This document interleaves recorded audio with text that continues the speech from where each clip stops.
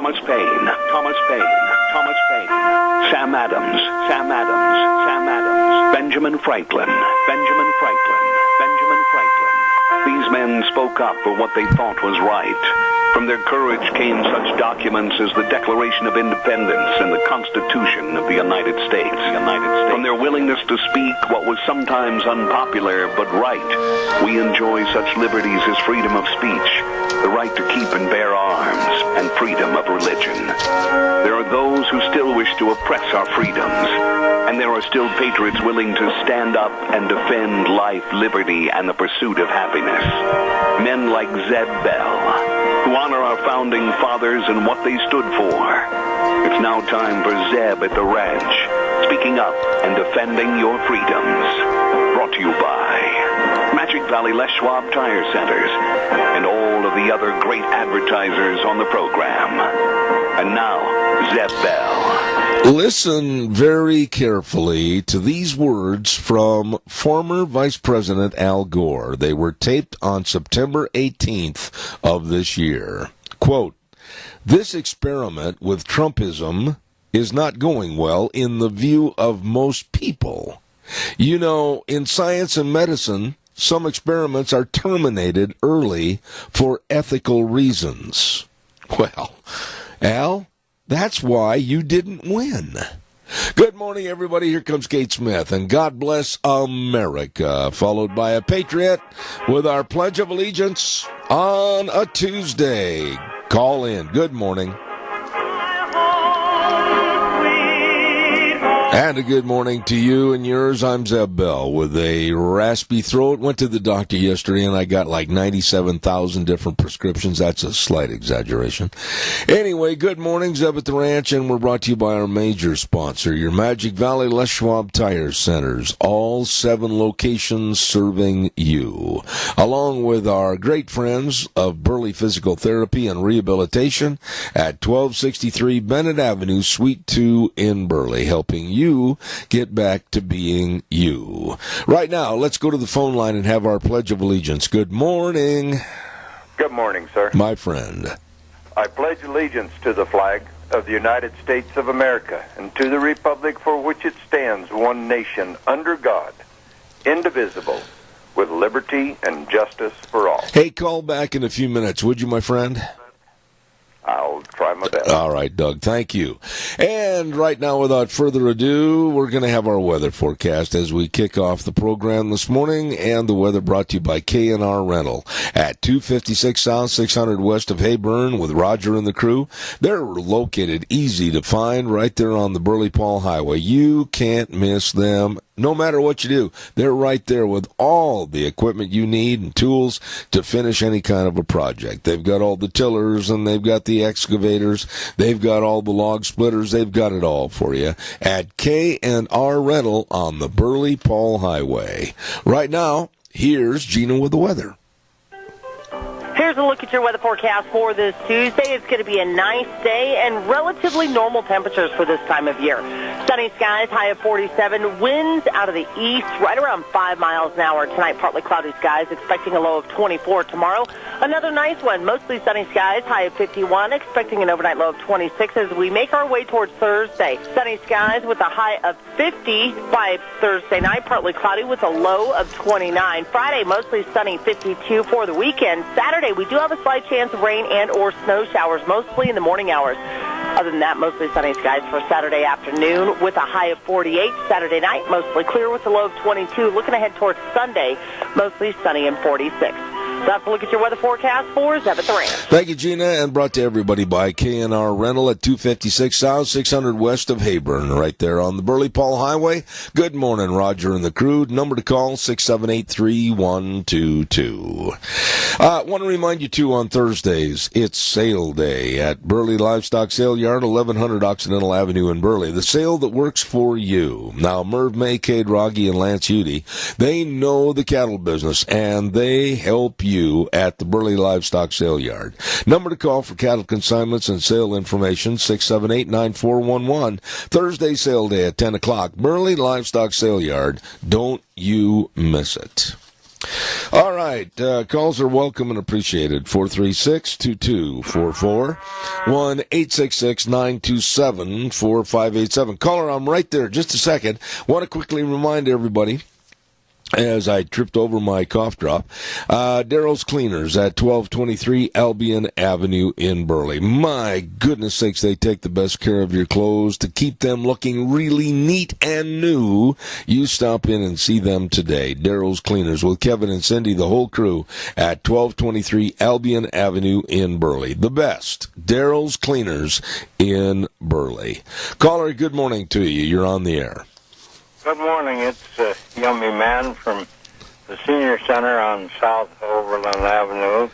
Now, today we're going to have barbecued, oven-baked chicken, mashed taters and gravy, mixed vegetables, and yummy dessert. And everybody is welcome, young or old. It's only $5 now. Oh, my goodness. What a bargain. What a buy. Listen, you glanced over the yummy dessert part. What is it? Well, the cook didn't know for sure. It's a cook's choice. Oh, it's a cook's yummy. No, Oh. we'll just call it yummy. It'll be good, whatever. All right. Joe Taylor, God bless you, man. Thanks for your call. Appreciate it. Thank you. Senior Junction on Overland in Burley. Old Joe Taylor, a great, great friend. I appreciate him. All right, calls are welcome. 436-2244, 1-866-927-4587. We're going to get right into the crux of some of the certain important matters here this morning in just a moment. I want to remind you, too, about Ramsey Heating and Electric at 2600 Overland Avenue in Burley. They get there early in the morning at 7:30, serve you till 5. Monday through Friday. For all your heating, cooling, and electrical needs, they are there serving you. And believe me, over 6 decades, this is amazing, of being in business and serving everybody in this area. Ramsey Heating and Electric in Burley, 678-0459. Caller, good morning to you. How are you? I'm doing great, Seb. How are you doing this morning? Well, I got a little bit of a cold that won't go away. It's been hanging on for about 2 weeks, but other than that, I feel peachy. All right, I got a question for you. Uh-oh, okay. Maybe you can answer this for me. Cruelty to animals is a crime. Is that right? Yes, if it's discerned as cruelty, that's correct. Okay, what the Democrats are doing to Trump, they're trying to break him down mentally and physically. Would that be a crime? Not in their eyes. They're just using it as a blood sport. Well, maybe somebody can come up with some attorney could come up with an idea to try to put the stop to this garbage that they're pulling on Trump to break him down. You know, really, Tony, what you're saying is so true and needs to be discussed. The Democrats, now that they've taken back over the House, they're not going to try to do anything for the American public. They're not going to try to do anything that's going to be worthwhile for their constituents. They're not going to try to push forth legislation that's going to be a benefit to America. They're not going to work on the other side of the aisle of trying to have a hand-in-hand type agreement. They're just going to go out and just hate Trump and try to get him impeached. They're going to do everything negative, and I find them and their party totally despicable. Yeah, I think some attorneys who are conservative people have to get involved in this to put a stop to this cruelty to that man. He's done so much for this country, but yet he's so hated. Oh, I've never seen anything like it in all my years, and you have a few more years on you than I do, and I've never seen a president treated this way, and it's absolutely, I think it's a crime. It's an absolute crime, and they're always saying that he should soften and mellow out. Well, let's have a little reciprocity on both sides and see what happens, but it doesn't work that way. Yeah, I think something like this should be tested in the courts to put a stop to it, maybe. Well, I'm like you, but when I listen to the news and I pick up the news about what's going on with the Democrats, and I never was so much anti-partisan as I am now. I just look at the Democrats and I see nothing that I want to be a part of or say anything good about. I don't like anything to do with their so-called platform. Well, the only thing I'm seeing is riots and blood in those streets there in the future. And I'm not kidding. It could very well happen. By the way, the best to you and Mary. God bless you, Tony. Thank you so much. Thank you, Jeff. All right. Wheels, I know it might cause a little feedback, but with this cold, my head feels like it's filled up with helium. Can you give me just a little bit more on the headsets? I'd appreciate it. Thank you. Calls are welcome and appreciated. 436-2244, 1-866-927-4587. Let's not forget Denny's Restaurant at 611 North Overland in Burley, and the other location at 291 Pole Line Road in Twin Falls. The best of breakfast, lunch, and dinner. And talk about dinners. My goodness, have you checked out that garlic peppercorn sirloin dinner? Ooh. Or the Mediterranean grilled chicken? All of this and so much more on the menu at Denny's Restaurant, America's Diner, and they're located again at 611 North Overland in Burley and 291 Pole Line Road in Twin Falls. Yes, sirree, Bobby, the home of Zeb's Lunch Bunch, and that is Denny's Restaurant. You stop in and see those good folks today. I want to also remind you that Thanksgiving right around the corner next week, as a matter of fact, and then Christmas and New Year's. Well, we've got some of our great sponsors back that want to wish you a very happy Thanksgiving with you and your family, like Searles at 120 North Center in Oakley. Oh, my goodness sakes. Let me tell you something. Gas, grub, and goodies, they're open from 6 to 9. The best doggone burgers and fries. They say, come on, you'll never grow hungry at Searles. Stop in and see them today. Along with Kelly's Bearings at 1407 East Main in Burley. Don't let your machine sit there while you're waiting for a part to come in. They've got everything right there at Kelly's Bearing Supply, and you'll know where you're at when you get your bearings at Kelly's. Kelly's Bearings in Burley, along with Dixon Oil Company over in Rupert at 602 South 2nd. Don't forget, they know how to give you and your vehicle the best possible service. Gas, oil, and propane. Daryl and the crew at Dixon Oil. All of them wishing you and yours a very happy Thanksgiving. Right now, make my day a little easier, if you would. Please give me a call at 436-2244, 1-866-927-4587. It is, I basically say, 99.9% official. We heard about it last night, that Kyrsten Sinema, the far-left socialist Democrat from Arizona, has won the Arizona Senate seat. Wow. I did not want this to happen. I did not want her to win. She is an extreme socialist, very, very inarticulate as to what to say and not to say. She proved that a lot during the campaign.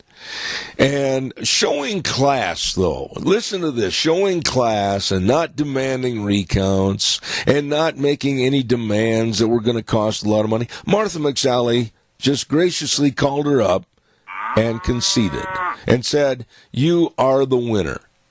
Now, I'd like to see some of the Democrats do that. I'd like to see the black socialist from Georgia do that. I'd like to see the socialist from Florida, Gillum, do that. I'd like to see a lot of them have the class that was shown by Martha McSally. Caller, good morning. You're on the air. Thank you. Good morning, Zeb. I'm a little frustrated by these elections that it is obvious in some areas where there was more people voting than actually were registered to vote, that voter fraud going on, and it doesn't seem like the Democrats are at least been interested in looking into that.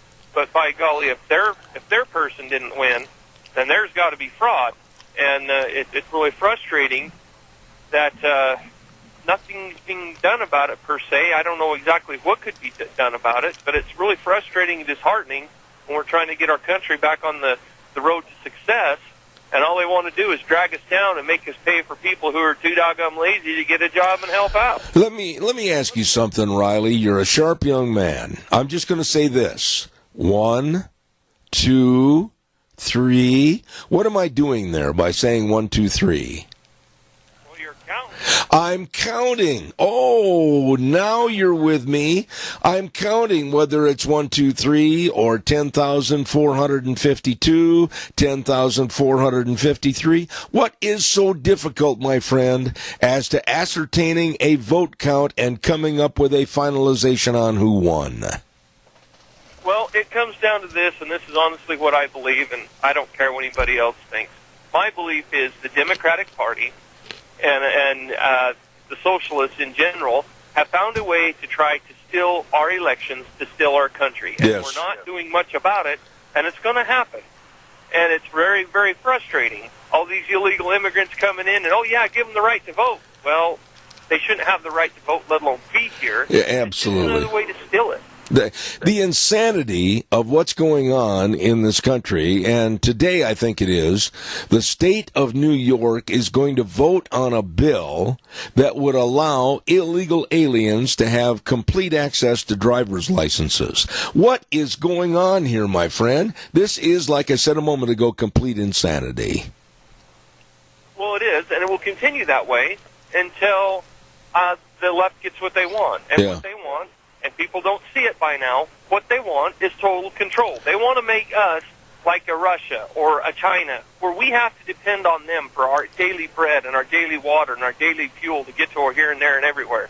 You know, that is not what made us great. What made us great was our spirit and our hard-working skills that we come to this country from a whole bunch of other countries who wanted to be free, who wanted to be able to make what they or kept what they make and spend it how they want to spend it, and not how somebody up sitting on a chair 100,000 miles away think they're smarter than me should spend it. And that's exactly what's going to happen is one nation, one country, one world, and that's what they want. And I think that is totally wrong. And if we don't wake up, we're going to lose, and we're going to lose big. Absolutely. I could not agree more. You're very articulate on this, Riley, and I appreciate it. Thank you for your call, sir. Thank you.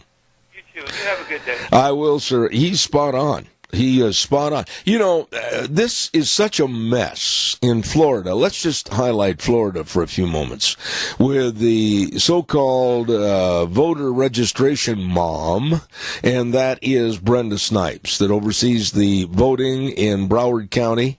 What a disgusting personality. She's outrageous.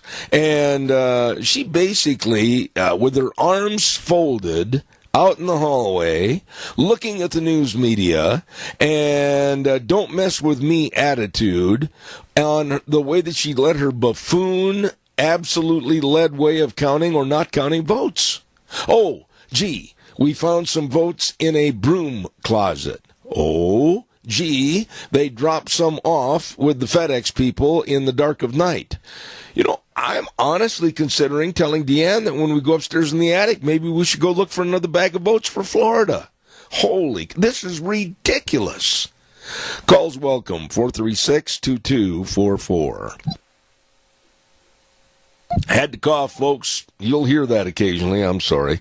Don't forget Burley Physical Therapy and Rehabilitation and our dear friends at 1263 Bennett Avenue, Suite 2 in Burley with Nick Greenwell and the rest of the physical therapy staff. They are the best. Now, I go over there again today. Yep, they're going to work on me again today. And I guarantee you they know all the exercises, and they've got the hydrotherapy pool, the only one of its kind in this area. Oh, my. They can help you get back to being you. Don't forget Burley Physical Therapy and Rehabilitation, located at 1263 Bennett Avenue, Suite 2 in Burley. The number, 678-1191. Caller, I'll be right there. Stand by. Don't forget, I know Vic's trying to call me from over at Stoats Equipment, Deanne, and he's calling me on my cell phone. You might want to give him a call back, please. Don't forget, at Ramsey Heating and Electric, they offer service you can trust along with Lennox products. price and save you money. Don't forget Ramsey Heating and Electric is offering up to $1,600 in rebates on qualifying equipment purchases. So check it out today. Call Ramsey Heating and Electric at 678-0459. That's right, Ramsey Heating and Electric at 2600 Overland Avenue in Burley. Caller, good morning. You're on the air. Good morning. 1, 2, 3, 4, 5, 6, 7, 8, 9, 10.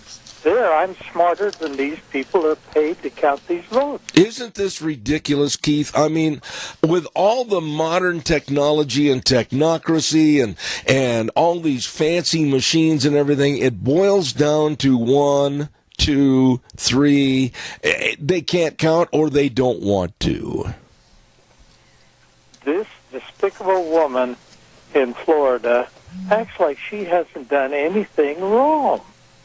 She thinks she is innocent of everything. Well, she said somebody was impugning her character by these possible insinuations. She's been hauled out on the carpet before for not running a ship that is correct. And right now she needs to have her job taken away. There's no ifs, ands, or buts about it. She, at 5 o'clock this afternoon, should be fired, replaced, and out the door. I think she should be gone, and not only that, I think some serious charges should be brought against her because she's committed fraud. Keith, you're going to have to help me. You're a little bit older than I am, but help me out on this. If you are told what the election rules are, and you know that 30 minutes after the polls close, you have to give a number of votes from your precinct and your voting area, and you can't do that, and here it is now, a full week after the election, and oh, by the way, they found some bags in closets, and they found some other bags on a loading dock left off by FedEx. What does that tell you? That tells you there's a lot of dishonesty going because they were trying to get videos on them delivering these things, and they shoved them away. They wouldn't let them do it because these were being delivered in private cars.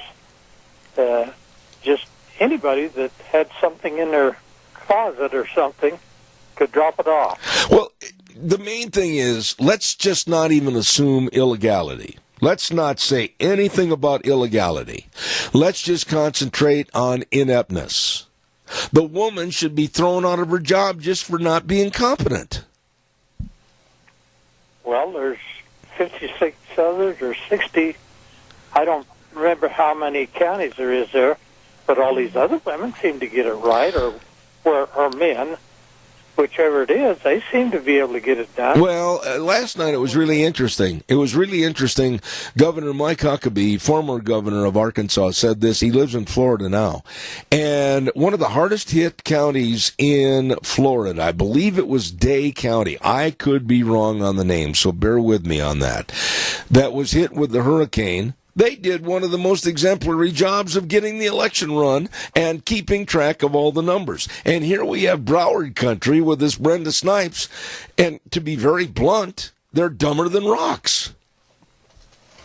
Yeah, this county that she's the supervisor of, isn't that where Disneyland is? You know, I'm not sure about that, if it's in Broward County or not. I would tend to think it is, but I'm not exactly sure on that. Well, maybe that's why she doesn't live in the same world we do. Oh, she's in Disney World. Okay, Keith, appreciate your call as always. God bless you, man. Thanks. Thank you. Wonderful day. All right. And happy anniversary yesterday. I appreciate that. My lovely bride and I didn't get a chance to do anything except me sit at the doctor's office. It wasn't very much fun. Thank you. Hey, don't forget. Good luck next time. I hope so, my friend. Don't forget our friends over at Ark Animal Hospital at 750 21st Street near Connection Credit Union in Hayburn. Oh, my goodness, Dr. Bill, Dr. Jordan, the whole crew. And they're a mixed animal practice, meaning large or small. They save and serve and keep them all healthy. Absolutely. Whether you got little bitty kitty cat or a great big bunch of dairy cattle or horses, whatever the case might be, they care. They care about your animal's health. So please get a hold of them today. 678-1177. Ark Animal Hospital in Heyburn, where they have the warm hearts for the cold noses. Calls welcome, 436. And I tell you what, with the sound of my voice, you better give me a call quickly before I lose it. I'm going to put you on the air, and you'll be my host, so give me a call, please. 436-2244, 1-866-927-4587. Here goes another cough drop. I hate those things. I really, really do. I've got a flavor that it tastes like... And never mind, I can't say that on the air. Go ahead, caller. You're on the air. Thank you. You're welcome, sir. Yeah, what was that cough drop when I was growing up? It was a black licorice type that had two older guys on it. Was it I know who you mean, too. It wasn't the eucalyptus. It was the... oh, dear. I know they both had great big black mustaches, didn't they? Yeah. And that was a good cough drop. Well, I'd take anything right now, to be honest with you. There's other options that are available, but not while I'm on the air. This is true. Okay. This is true. Hey, on this deal in Florida, I was listening to Dan Bongino yesterday. He's got his podcast out, and I turn it on, can listen through the shop. And he was talking about, he says, Scott is going to be the senator, and DeSantis, is that how you pronounce his name? Yeah, Ron DeSantis, yes. Is going to be the governor. He says the one they're trying to steal is the AG, because she is totally against guns. She's the one that controls all concealed carry permits. And he brought up a good point, and it was very interesting. I'm listening. Anyway, that's what he was saying. He says that's what they're after. Well, you didn't mention, and I'm a little curious as to why you didn't mention, the race and the negativity of what Gillum wants as far as a possible recount. He took back his concession. And then also over in Georgia, Stacey Abrams. You didn't mention those, and I'm curious as to why. Well, they're right up there with this, but this was with that deal in Florida. And also, my thought, if you've got, say you've got a bucket of milk that you've milked a cow, okay, and then all of a sudden something gets dumped into it, or a cow steps in it, or something like this in that bucket, do you still keep that bucket and drink it, or do you just throw it out? Well, you throw it away because it's contaminated. I think they should throw out all of Broward County's votes. Well, okay, let me go one step further, Doug, real quick, because I got another call. I want to be fair to everybody. Number one, if the polls close at, let's say, 8 p.m. in the evening, are you going to allow everybody in that line to come in and vote? Are you going to take it upon yourself to extend the closing time? This is what's going on in this country. There are too many allowances for change and alteration. I say when the polls open at 8 in the morning, they close at 8 at night, bingo. Get back in your car and go home. Get there earlier next time, but you're not going to vote after the polls close. Exactly, and they found that box of ballots at the Avis car rental at the airport. I could not believe that. That's why I said, Deanna and I better look up in the attic, because we might have a box of votes. We might, but the Democrats are trying everything they can to steal an election. They can't win them honestly, so they have to steal them. And this is why we need voter ID. This is why when you go vote, we need to dip our thumb in some green ink that won't come off for about a week, so you can only vote once. We need to clean up the voter rolls so the dead Republicans don't vote Democrat. You know, there's so many things that you're saying are right that we need to do, but you know who's responsible for not having these implemented?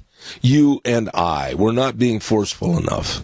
Exactly. And for evil to succeed, good needs to do nothing. You got it. Hey, listen, I got to take that other call, buddy. Thank you so much. Go ahead and give us your 10-second spiel. For seniors, and on that raffle over in Rupert, it is 1 ticket for $2, 3 tickets for $5. Yeah, when it came over, it was not worded such as that, and it was a little bit confusing, but I'm glad you cleaned that up for me. All right, buddy. Thank you. Caller, I'll be right there. Stand by. Don't forget our friends at Dino Septic Service. Oh, my goodness. They've expanded their business to better serve everybody here in the Magic Valley. They really care about doing the best job for you. All you need to do is get a hold of them today. Dino Septic Service, for the very best in septic tanks being pumped, septic tanks and drain fields installed, sewer and sink drain lines cleaned, liquid waste removal. Don't wait. Don't do it yourself. Get them to do the job. Absolutely. Number to call, 436-6526, or in Burley, 678-1638. Fast, fair, friendly service, Dino Septic Service. You get a hold of them today. Caller, thank you. Go ahead. You're on the air. Hi, Zeb. Sorry to bother you. I just wanted to tell you it was the Smith Brothers cough drop. Smith Brothers. That is it. And they were... M-I-T-H, Smith. Didn't they come in a little box? A little white box with black names on it. Are they still making those? Because I had, when I was a child, I'm now in my 85, we used to have asthma and we're sick all the time and we needed something for our throat. And those Smiths, we were only allowed one at a time because they weren't candy. And they did the trick.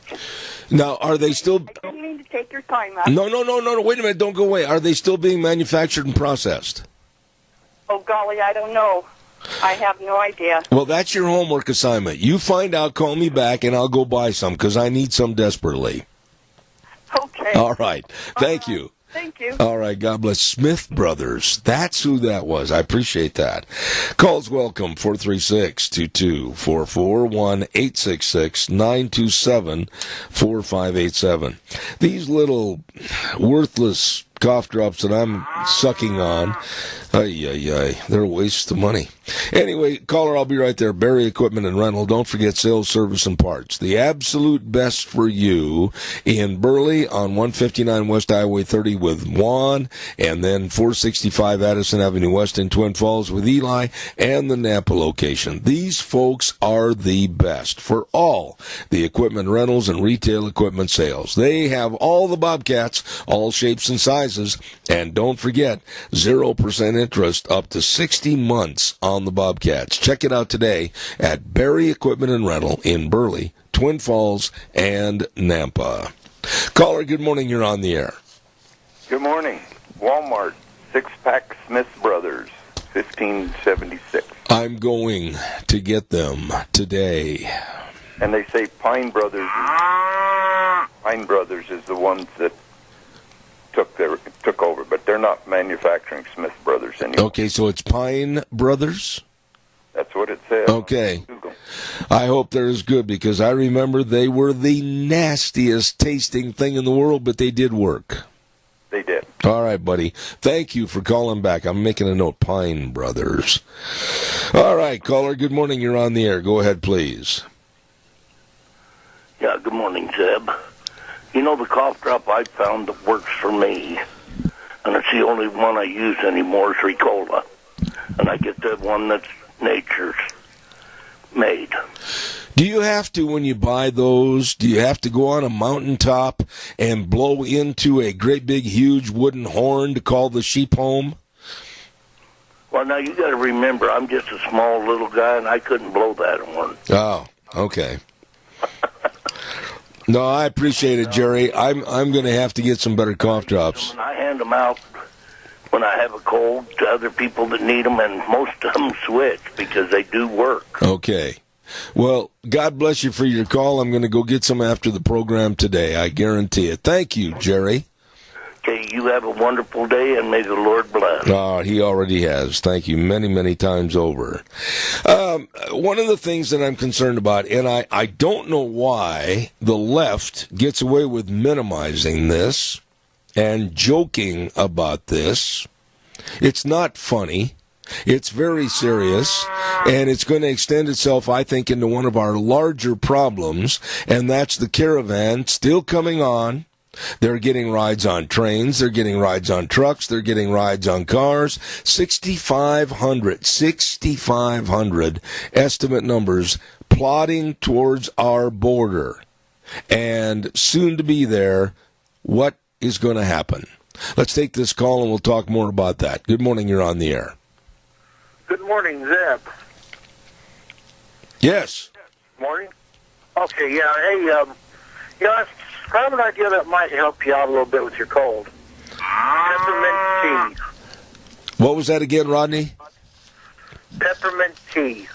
You know, somebody else had called me on that, and I'd forgotten about that. Peppermint tea, I'm going to try that and see if it works. Right now, I will try anything, and some of those anythings are going to be after the program. So. Okay, well, give it a shot. I'll bet it'll help. All right, Rodney. Thank you so much. God bless. Thank you. All right, caller, you're on the air. Go ahead, please. Yeah, as far as cough drops and any kind of medicine that worked, you can't buy it at the store anymore. The best cough drops I ever found were the ones called Hold. Did you ever see those? They came in a plastic tube. No. And they were all wrapped up individually, and they didn't taste real good, but man, those were the best cough drops that I've ever found. And then there was a throat spray called Axon, and I don't know how many colds I got rid of with that. I had a sore throat, and I'd spray my throat with that, and the throat was cured within 2 days. You know, I've heard of that. I have heard of that last one, but I haven't heard of the cough drops. But I can remember, like we were talking earlier about Smith Brothers cough drops when I was a little kid. Oh, my goodness, they were the ugliest tasting thing in the world, but they did work. And today, there just isn't anything on the market, like you alluded to, that really is strong enough to get the job done. Yeah, they want you to go and get a prescription. Yeah. They don't want it to work. Well, I'll tell you what, hopefully, it's been 2 weeks I've had this thing, and it's a little frustrating. It goes and comes, and then it gets worse and everything else. But caller, thank you. I appreciate that information. Call me again. Have a great day. Thanks a lot. Okay. All right, sir. Yeah, it's just one of those things. I just hope Deanne, what a great anniversary. I mean, here it was yesterday. Our anniversary, 47 years. I love that lady. And how did we spend it? Sitting in a doctor's office. Ay, ay, ay, my grandmother used to say. Caller, good morning. You're on the air. Go ahead, please. Good morning again. Uh-huh. You know, this just brings a thought to me that the reason why we can't get any of these good old remedies is because of the advertising world.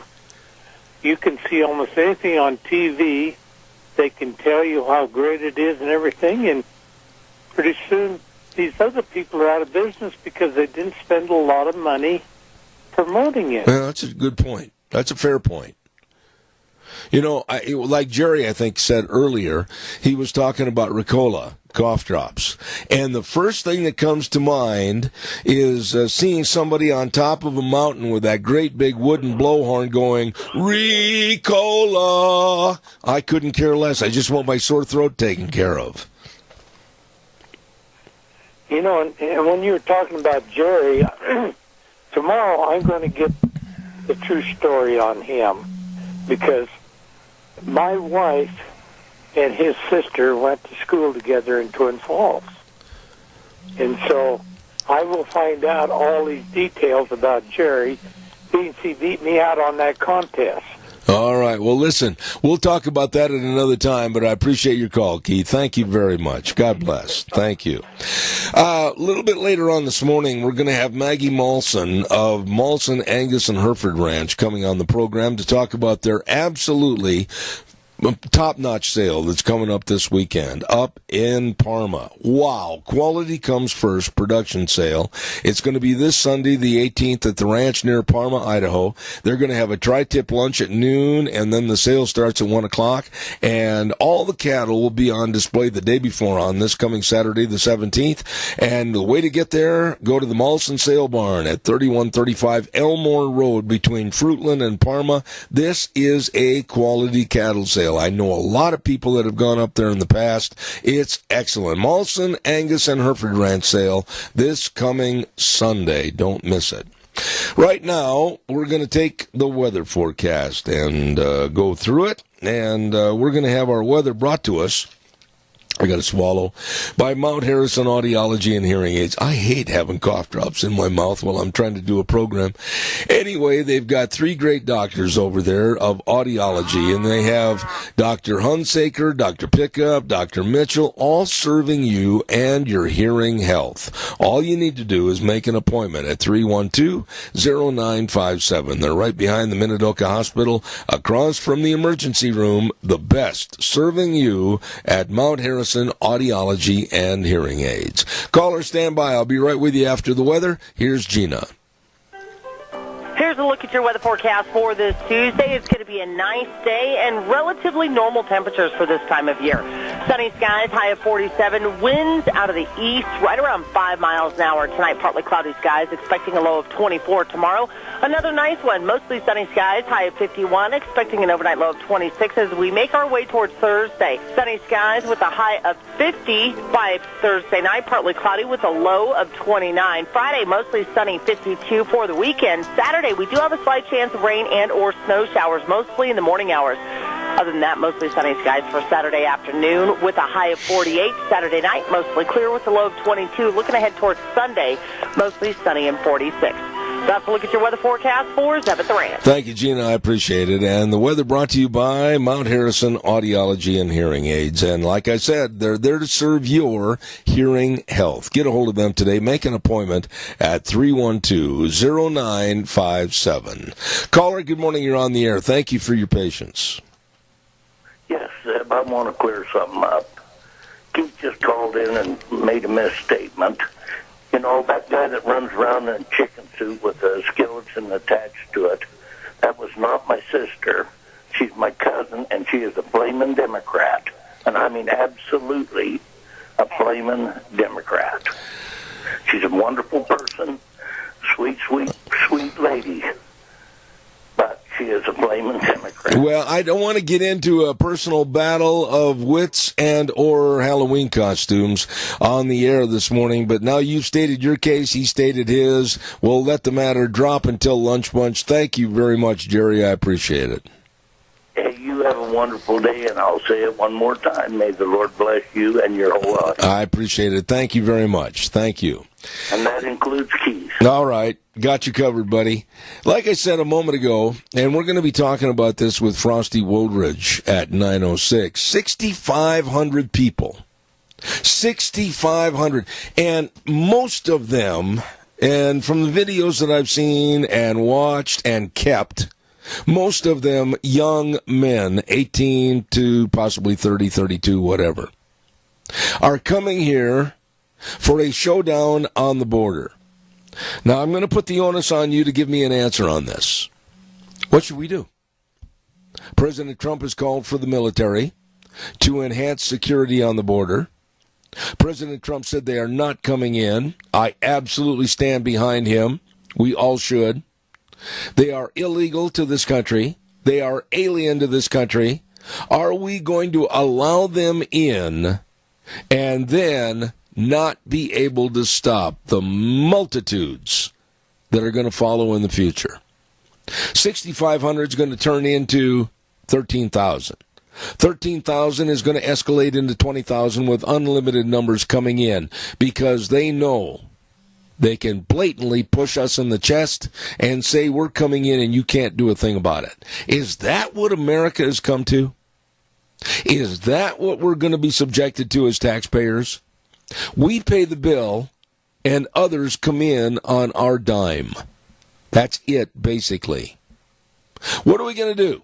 I say I'm going to be really condemned for this. There has to be a show of force. There has to be a thumping, if you will, in the attitude of these people thinking they're just going to come in and stick their chin out and get whatever they want. There has to be a show of force. Your thoughts, please. Give me a call, 436-2244, 1-866-927-4587. Oh, my goodness sakes, what else have we got? I'd like to hear what you... I was watching videos last night there was kind of a compilation of the difference of some of the speeches that Hillary Clinton has given over the years, little excerpts and everything. And then the latest one, of course, where she giggled like a magpie and said, yes, I want to be president. Hillary, with her laugh and her attitude, reminds me of a much heavier Phyllis Diller with that raucous voice like a magpie. I want to be president. It's despicable. But that is her main goal, and don't count her out of the race. Caller, good morning. You're on the air. Good morning. I'm wondering how come every other country in the world almost thinks that they should get a free pass to our country. But I have traveled in several foreign countries, and you do not get in there unless you pass the smell test and you have something to identify you, and they want to know when you're leaving. Yep. I've traveled abroad on numerous... Have a passport? Yeah, I've traveled... certificate or any kind of ID, and especially if they have a bunch of kids. I want to know if those kids have been vaccinated for all of the latest diseases, and I want to know for sure if they are the legal parents, and I want to know if they have a job waiting for them. Yep, I agree. I think we can turn them back. Chris, you are calling in on my program and voicing your opinion the same way I feel about these caravanners that are coming up and basically being thugs and punks and pointing at the United States and saying we're coming in and you can't stop us. Well, as a citizen of this country and a taxpayer of this country, I am advocating that all force is used to turn these people back and tell them with a swift kick in their posterior, go home, make something of your life in your own country, but don't come up here on my dime. Well, and how would Mexico feel if we loaded up our tanks and went down to make their southern border free? Why don't we do that? Why don't we go down there and help them keep those people out of their country? Because they're not going to go through Mexico without making a big mess. Well, Mexico is aiding and abetting these people to come up on this caravan. I mean, they're providing a lot of the transportation for them to come up to the border, and it's almost like, oh, yeah, they're going to shake our hand in friendship one way, and then the left hand goes out and says, here, get on the bus, we'll take you to the border, and force America's hand. I have no trust, none, in the government of Mexico. Well, I don't know. And really, I thought it was amazing that the first foreign dignitary our president met with was the president of Mexico. Yeah. And it doesn't seem to me like he followed through on maybe some of the things they decided. Well, what's new in politics? That happens all the time, and we're seeing it rear its ugly head with North Korea and other things, too. But I think if Trump's made the overture to have the military on the border, the military means they're going to stop things. They'd better stop this caravan. Chris, it's so good to hear from you. God bless, and thank you for your call. Thank you. Thank you. Nice lady. Hey, I want to remind everybody about your Magic Valley Les Schwab Tire Centers. All 7 locations. And all 7 locations with all the tires you need to get ready for anything on the roadways, whether it's the snow, the hail, the ice, the mush, the slush, whatever it might be. You be ready, road ready, with all the great tires that they have. Like for your car, the Reputation Tire, superior performance, quiet ride, and at a price you cannot afford to pass up. Don't forget, all the tires for your car, pickup, SUVs, trailers, whatever, all there at all 7 locations of your Magic Valley Les Schwab Tire Centers. And also the best in brake service and front-end alignment, shocks and struts, batteries, all of this and so much more. But above all, service to you. Your Magic Valley Les Schwab Tire Centers, Lane and Rupert, Dave on Blue Lakes and Twin, Mike and Buell, Mike and Jerome, the Twist family and Paul, Daniel on Poline in Twin Falls, and my buddy Randy on Overland and Burley, the best. Your Magic Valley Les Schwab Tire Centers. We are going to take a little break and send it back over to Wheels, and he's going to get the CBS boys on the hook, and they're going to have the newscast. Coming up later this morning, next hour, Frosty Woldridge. And then we're going to talk to Molson Land and Cattle Sale, and then we've got Vic from Stotz Equipment Company coming on, followed by Dr. History, and then Dr. Ken Canfield. And he's written a lot of books and studies on how to be a better dad and a better grandparent. All of that coming up. I'll be back in 7.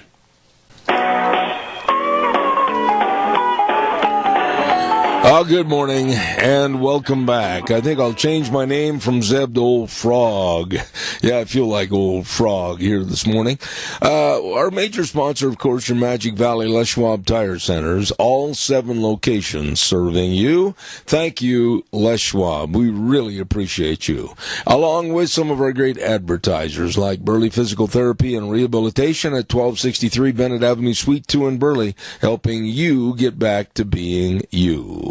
Right now, this good word for Western Waste. From the canyons of the Snake River and all across southern Idaho, we're always at your disposal. Western Waste Services, we care about our community, our resources, and this great land. Western Waste Services is lending a hand, always at your disposal.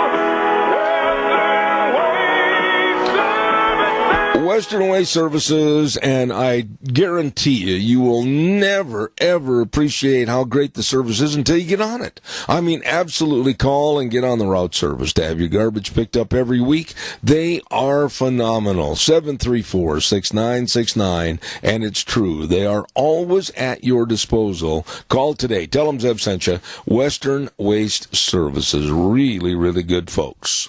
By the way, too, Forever Green. I'm going to stumble through some of these ads this morning. My old throat's getting a little raw, but we'll do the best we can. Forever Green Lawn and Tree Service. Don't forget they've got a real good service for you. Great service for you. If you already are dreading hanging your Christmas tree lights, well, they can do it. Forever Green's experienced staff can help out. All they'll do is just come out, give you a free quote, and schedule an appointment to take a look at your situation. And they've got 9 different color options available in LED bulbs. Call them and save time and effort. Forever Green Lawn and Tree Service, 423-6454. Forever Green, serving you. Also, our thanks go out to our dear friends at Ramsey Heating and Electric, along with Lennox products that can help keep you comfortable and save you money. Don't forget Ramsey Heating and Electric offering up to $1,600 in rebates on qualifying equipment purchases. All you need to do to find out more is call them at 678-0459. Ramsey Heating and Electric at 2600 Overland Avenue in Burley. Over 6 decades of serving you. Well, I'm going to let this man do most of the talking this morning. I hope he doesn't catch my sore throat over the phone line. Good morning, old buddy. Frosty Woldridge in Golden, Colorado. How are you? Go ahead, sir. He's there. Frosty, good morning to you. How are you? Well, and good morning. It's a pleasure to be with you, Zeb. Well, it's all my pleasure, and I'm you're going to have to put up with me with a little bit of a cold here this morning. But now that the Democrats have won the House, and we are not going to see anything better, we are not going to see anything refined to serve the American public. All we're going to do is see hate, dissidents against Trump. We're going to see all kinds of discord going out, but they're going to try to get their own little ways passed through, whether it's on immigration, anti-gun control, whatever the case might be. What are your worries and concerns about the Democratic-led House? Well, first of all, as you all know, even with the House being the majority for Republicans the last 2 years, E-Verify never got passed. And in fact, for all of those of you who appreciate that E-Verify would stop the job magnet, whether it was Paul Ryan, Speaker of the House all these years, he did absolutely nothing. John Boehner, before him, when he was Speaker of the House, he did absolutely nothing. What really concerns me, or almost turns me exasperated, if you will, is that the House of Representatives and the Senate of the United States refuse. And these are people that we elected to protect our country, to secure our borders, and to maintain Article 4, Section 4 of the U.S. Constitution, and simply adhere to the rule of law, because the rule of law has been passed that no one that comes to this country illegally can, first of all, even come here illegally. They can't work here illegally. They can't have a tenant housing because that's illegal, and you can't even transport them other than a prison bus legally. It's all illegal. And yet, none of these laws are being enforced. Mm-hmm. And again, E-Verify has been up for over 10 years. And E-Verify would absolutely make sure that every employer checks to see the legal status of every person that gets employed in this country. And that's not happening. It didn't happen in the last 2 years, and here we had a majority. So the crisis or the tragedy for the American people is that their own elected officials refuse to not only uphold the law, but also put into place and vote for a law that would absolutely stop the magnet for illegal aliens. And we now know, because of the new Yale research, that there's 22 to 25 million of them in our country. And so we're simply going to continue to have our wages depressed, and our American workers are going to have to contend with all of this illegality.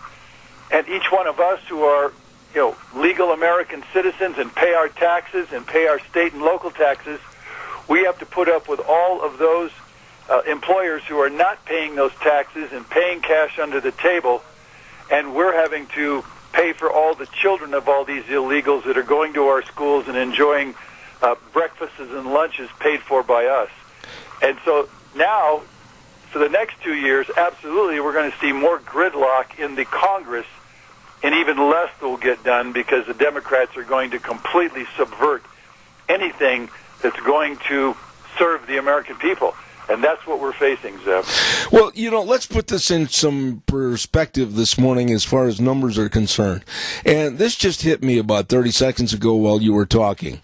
To allow 22 million people to come into the state or the United States and just basically be pugnacious and say, we're here, you can't do a thing about it, now feed us, clothe us, and give us all the amenities, is like having 22 other states of Idaho. In other words, the population of Idaho, 1.7, 1.8, 1.6, right in that area. So basically, in rounding off the figures, that's like creating at least 22 more states of Idaho. This is insane.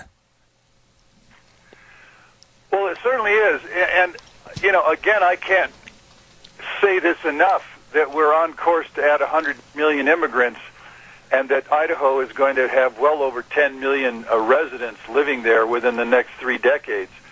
And no one really understands the consequences of that, because no one's really speaking up to say anything about it except for individuals like you or me. And if we continue on this laissez-faire, if you will, or just, oh gosh, it's not my problem and I'm not going to do anything, then we're going to see this come to pass. And all of our children, as in my new book coming out in March, America's Overpopulation Predicament, subtitle is Blindsiding Future Generations, those future generations are going to inherit the nightmare of overpopulated states, certainly overwhelmed cities, and certainly the water shortages that are coming, the energy crisis that is really going to become acute, and then the resource shortages of non-renewable resources are going to be impacted here in this country. And it's going to be one heck of a mess. And yet those people in Washington, D.C., they're not planning for the future. They're just going day by day and election by election with no plan for this country, no understanding of the ramifications of adding 100 million immigrants.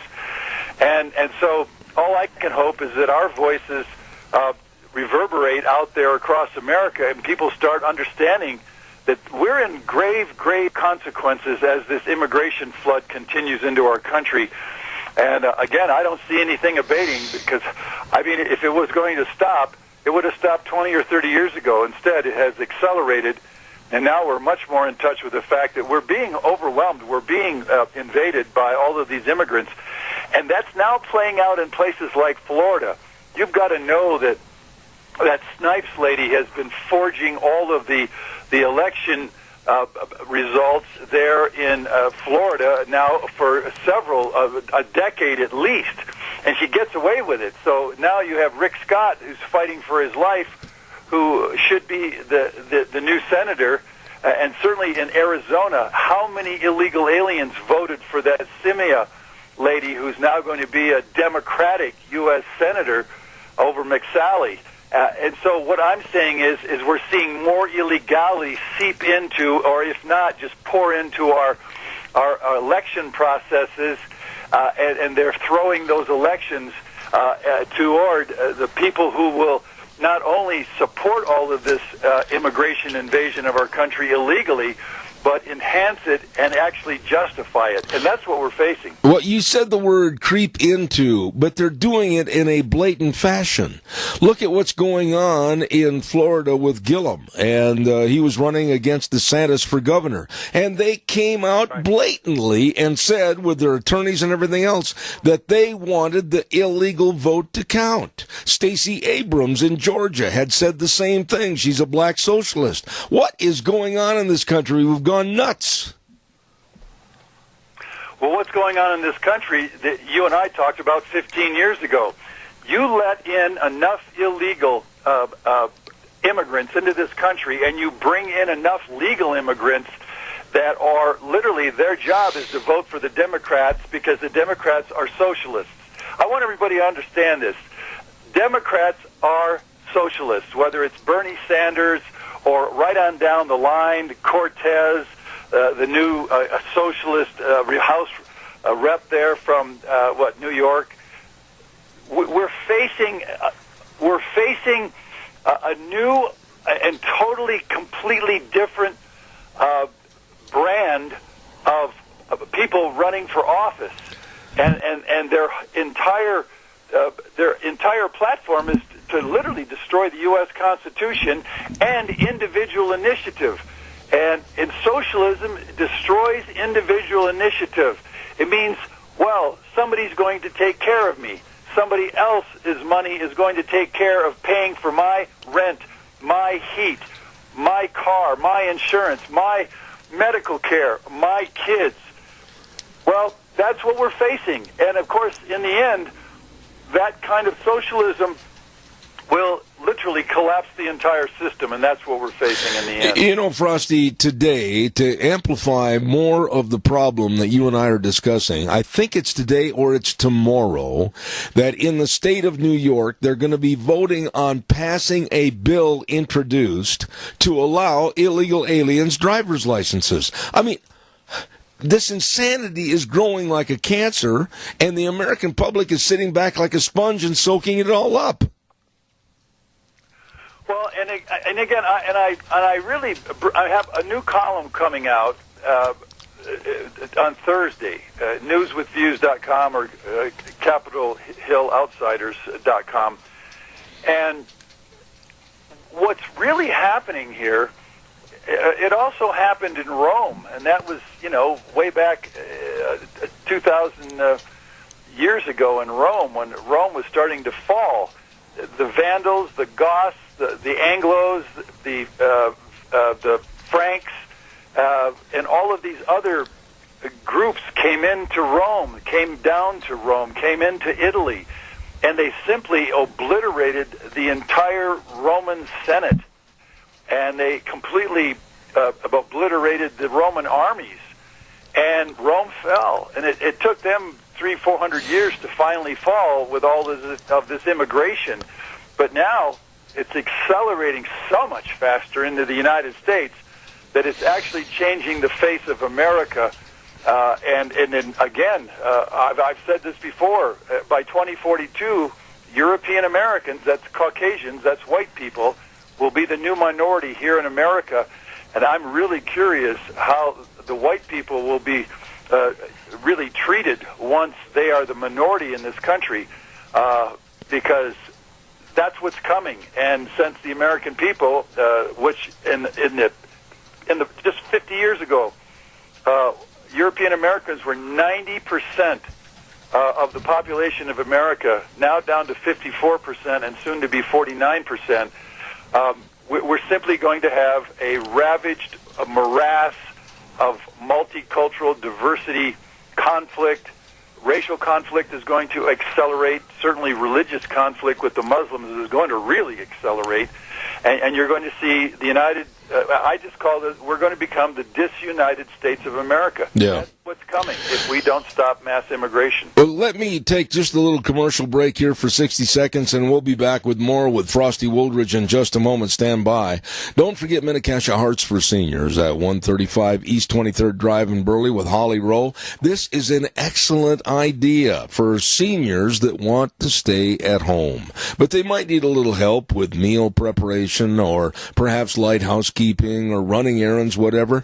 This idea of serving the seniors from Minnecacha Hearts for Seniors in Burley. The number to call Holly and find out more, 312-5715. They are now Medicaid and VA approved, and they also take private payments. Don't forget Minnecacha Hearts for Seniors, the website, holly@heartsforseniors.net. Also, our big thanks go out to our friends, and they are our dear friends, have been on this program for a long time. Hanson Mortuary with Joel Heward, his family, and his staff, serving you at 710 6th Street in Rupert. Don't forget the very most of high ethical standards with unquestioned integrity, serving all the families that they help at Hanson Mortuary. Believe me, they acknowledge the solemn responsibility they have to provide the families they serve with the best possible support and comfort, and they do. Hanson Mortuary, 710 6th Street in Rupert, 436-5636. And Joel Heward also serving you and your family at Hanson Payne Mortuary on East Main in Burley. Frosty, I'm going to extend you just a couple of minutes today, but I want to go into one other topic here. And nobody that I've heard on the radio or television is addressing this, and it needs to be said and stated. Let's talk about the word control and what's going to happen on the border with these caravanners. They are being bussed, they are being trained, they are being trucked, they're being automobiled up into the border area. 6,500 caravanners with the pugnacious attitude of we're coming into this country, United States, and you can't stop us. And right there is where my question lies. What are we going to do, honestly, to turn them back? The word is needed, control, but how much force, what can be done, what will be done, because we only get one shot. We only get one chance at this problem, and that's to turn them back. If we let 10 people in, we've lost this battle. Well, again, you've got half the American people think that we need to save them. Those are the Democrats. and we got to save all these people. And, you know, we have a Christian-based country, and we have helped so much of the world with our Christian ethos. The Red Cross goes around the world saving victims all around the world. We bring in 1.7 million immigrants every year. We do so much. We bring food to Africa. We bring relief and foreign aid to all of these countries in need. And yet it's never enough, and it never can be enough, and it never will be enough. And yet we somehow keep thinking that we can just keep taking all these people into our country because we are compassionate, because we care about every human life. And the reality is, and this is a severe reality, we can't save the rest of the world. We can't, and the Dalai Lama just said it this year.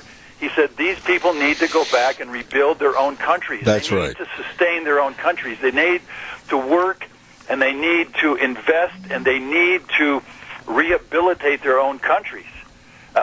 There's no one out there to keep saving them at some point. And so whatever happens with this caravan, my suggestion is to President Trump and the entire Congress, turn them back at the border. Stop them from coming over the line.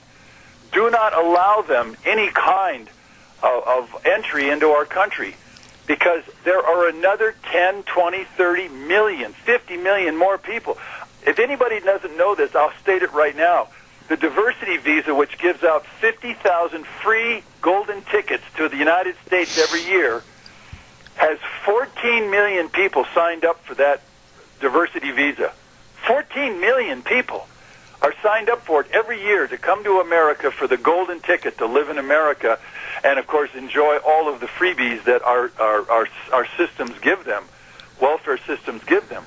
At some point, that's all going to collapse. There's no way we can keep doing this.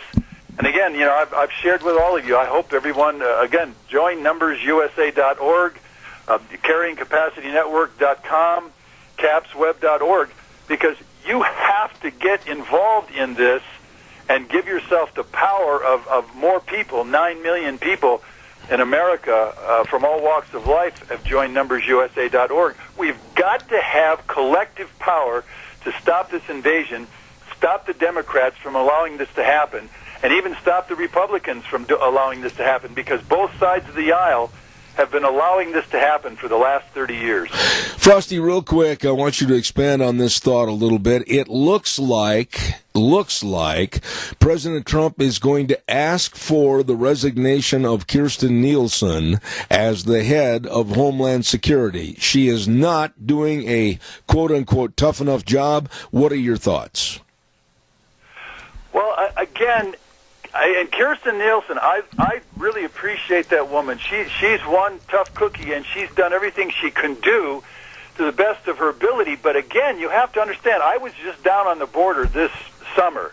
I talked to quite a few border agents, and they said we're just undermanned and underwomaned, and we're simply unable to stop the flow. One guy said no less than 1,500 are coming across the border untouched every night. Wow. 1,500 illegal aliens continue to come across the border every night untouched.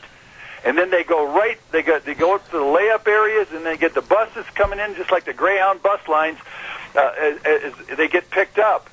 And so if you don't have drones, if you don't have airships, if you don't have airplanes and helicopters, if you don't have enough personnel, these people keep pouring in, and they keep pouring in because somebody's hiring them in Chicago, in New York City, in Miami, in L.A., in San Francisco, in Denver, Colorado. They're hiring up there in Boise, Idaho, for heaven's sakes.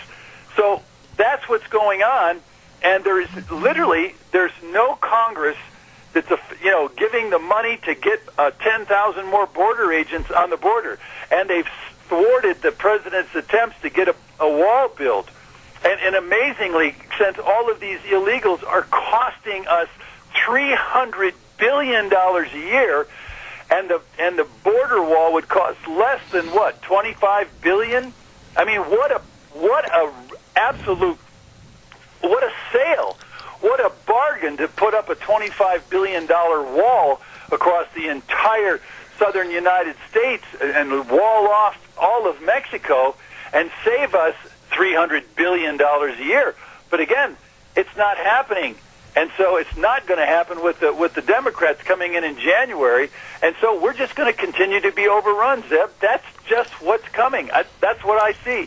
I agree with everything you said this morning, and I appreciate it. Frosty Woldridge, I want to compliment you, too, on that brand new piece that you had written, and I want to get into that. Merkel, Macron, Trudeau, and May versus Trump. And real fast, I've only got a minute left, but when Trump was criticized for his being a nationalist the other day by President Macron, I tell you what, I about threw my Tony Lama right through the TV screen. How dare Macron and France, and we've saved their butts so many times, how dare he criticize patriotism and nationalism? Yeah, Macron is going to watch his own country. He's sitting here saying that we should fight America and fight Trump because they're too nationalistic. I got to tell you, France is not going to make it to 2050 as a cohesive French republic. France is going to just fall into Islamic caliphate. And I mean, there's 90 no-go zones. They have female genital mutilation as a part of their makeup now. They've got honor killings there. They've got all those Muslims in France are literally torching the cars. New Year's, the car torchings are into the hundreds. You've got black market going on. You've got sex trafficking gangs, because that's what Muslims deal in. And so Macron, to sit here and to chastise Trump or our nationalism, is a damned fool. I mean, he is a fool, and he's literally aiding and abetting his country's fall into an Islamic caliphate. I feel sorry for France, and there's no way that we can save them this time. They simply have created their own destiny, and that destiny is Islamic future, and it's going to be ugly for everyone, especially the women. My friend Frosty Woldridge out of Golden, Colorado, and I thank you again for being on the program this morning. God's blessings to you, and have a wonderful week, and we'll be talking to you next week on Thanksgiving week. Well, thank you very much, Zeb. Godspeed. All right, buddy. Take care. Thank you. Frosty Woldridge in Golden, Colorado. We got some bills to pay here real quick, and I want to remind you, happy Thanksgiving wishes from Butte Irrigation at 116 South, 600 West of Paul, and also another location at Red Cap Corner on Kimberly Road. Your Zomatic dealer for all your irrigation needs. They will get you wet. Butte Irrigation. Don't forget, wishing you a happy Thanksgiving. Along with Golden Valley Warehouse at 468 West, 1000 South of Burley, they want to thank all their customers for the business, and they want to wish you a happy Thanksgiving, selling quality seed to quality people. Golden Valley Warehouse. And Snake River Auto Body and Paint at 404 4th Avenue West in Twin Falls.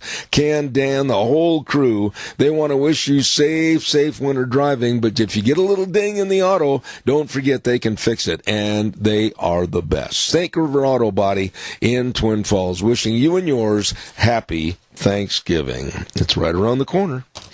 Also, I want to remind you, too, about our friends at Lee's Furniture, Floors, and More. And, of course, they're at 459 Overland in Burley. They've got a great big sale going on right now. No money down, no interest, up to 48 months on approved credit, 40% off retail pricing. Wow. I mean, you better jump in the vehicle and get there immediately. All furniture, mattresses, dining sets, motion furniture, bedroom groups are on sale, so please stop in and see them today. Jeff and the entire crew at Lee's Furniture, Floors, and More at 459 Overland in Burley. They're waiting right now to serve you. In just a few minutes, if I can still hold my voice, we're going to have a very nice lady on the phone, Maggie Molson, and she's with Molson, Angus, and Hereford Ranch up near Parma, and she's going to be coming on the program shortly, so stand by. Don't forget, Let's Ride. Oh, my goodness sakes, these are wonderful people that, you know what they do? they sell fun. That's right. 270 Highway 24 between Rupert and the World. They're open Monday through Fridays 9 to 6, Saturdays 9 to 4. They've got all the brand new snowmobiles. They've got all the ATVs. They've got all the accessories, and they've got the best service department around at Let's Ride, 270 Highway 24 between Rupert and the World. And Nick and Randy, the whole crew, want to wish you a happy Thanksgiving. And this is where the fun is sold, at Let's Ride. Wheels, do we have Maggie Molson on the air? Yes, sir, we do. Thank you. I'm going to let her do most of the talk and save my voice a little bit. Maggie Molson, how are you? I'm great, Deb. Thank you. Well, I apologize for my raspy old throat. I've been down with a cold for a while, but I know one thing. You really, on behalf of you and your family, you put on one tremendous Quality Comes First production sale at the Molson, Angus, and Hereford Ranch, and that sale's coming up this weekend. Tell us all about it, if you would, please. It is. So, yes, we're a family-owned and operated ranch outside of Parma, and we have our fall production sale where we market our fall yearling bulls as well as coming 2-year-old bulls, and then we have Hereford and Angus, and we have about 50 Angus females as well. We're offering spring calving cows and some heifer calves, as well as a really great group of bred heifers. And then we have some fall pairs as well. Well, now, Maggie, tell us a little bit about what takes place this weekend as far as, now, I've been telling everybody that on Saturday the 17th, all the cattle are going to be on display. Give us kind of a walkthrough as to what's going to happen on Saturday leading up to the sale on Sunday. Certainly. So, yes, we have a social on Saturday. The cattle will be on display all day long. So for folks who are coming in out of town, they can stop by and check out the bulls and females. And then at 6 o'clock on Saturday evening, we'll have dinner and drinks and just, a good time. Get people, our neighbors and the community out just to enjoy and say thanks for the support of our family and our operation through the years. And then on Sunday morning, again, the cattle will be there on display. We'll have coffee, donuts, great refreshments. And then the tri-tip lunch begins at noon, and our sale actually starts at 1.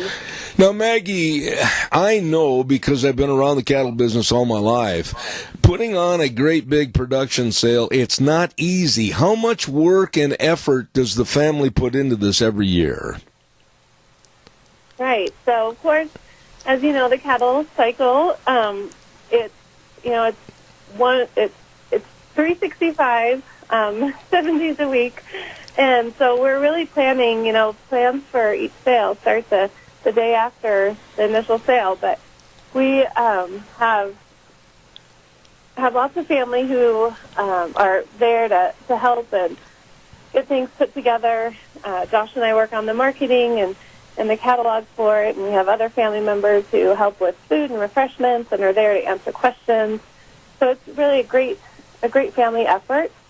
And the cattle look really good. We're really excited about the set. The guys have put a lot of work into selecting our genetics and making decisions that we feel will provide the genetics that will better our industry and move it forward. Mm-hmm.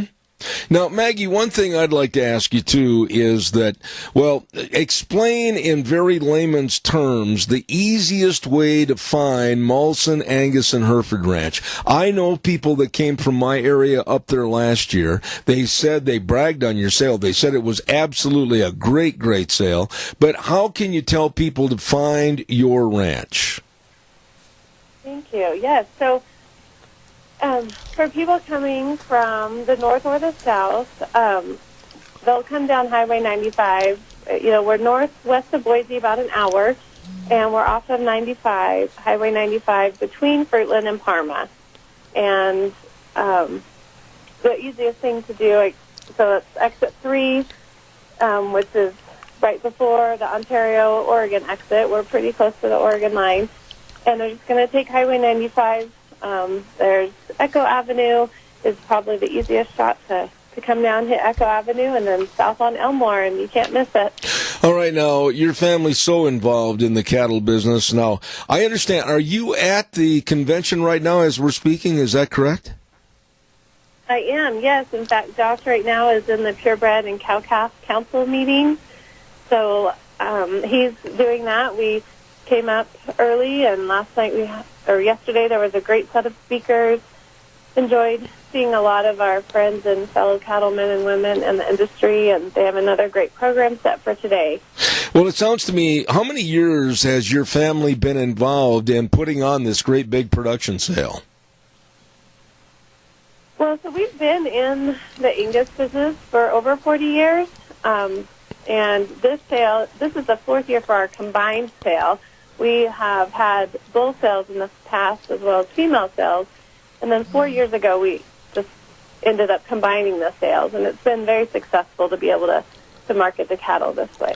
And what about mixing your sale coming up this next weekend with what's going on at the ICA convention? What does the future look like for the cattle business?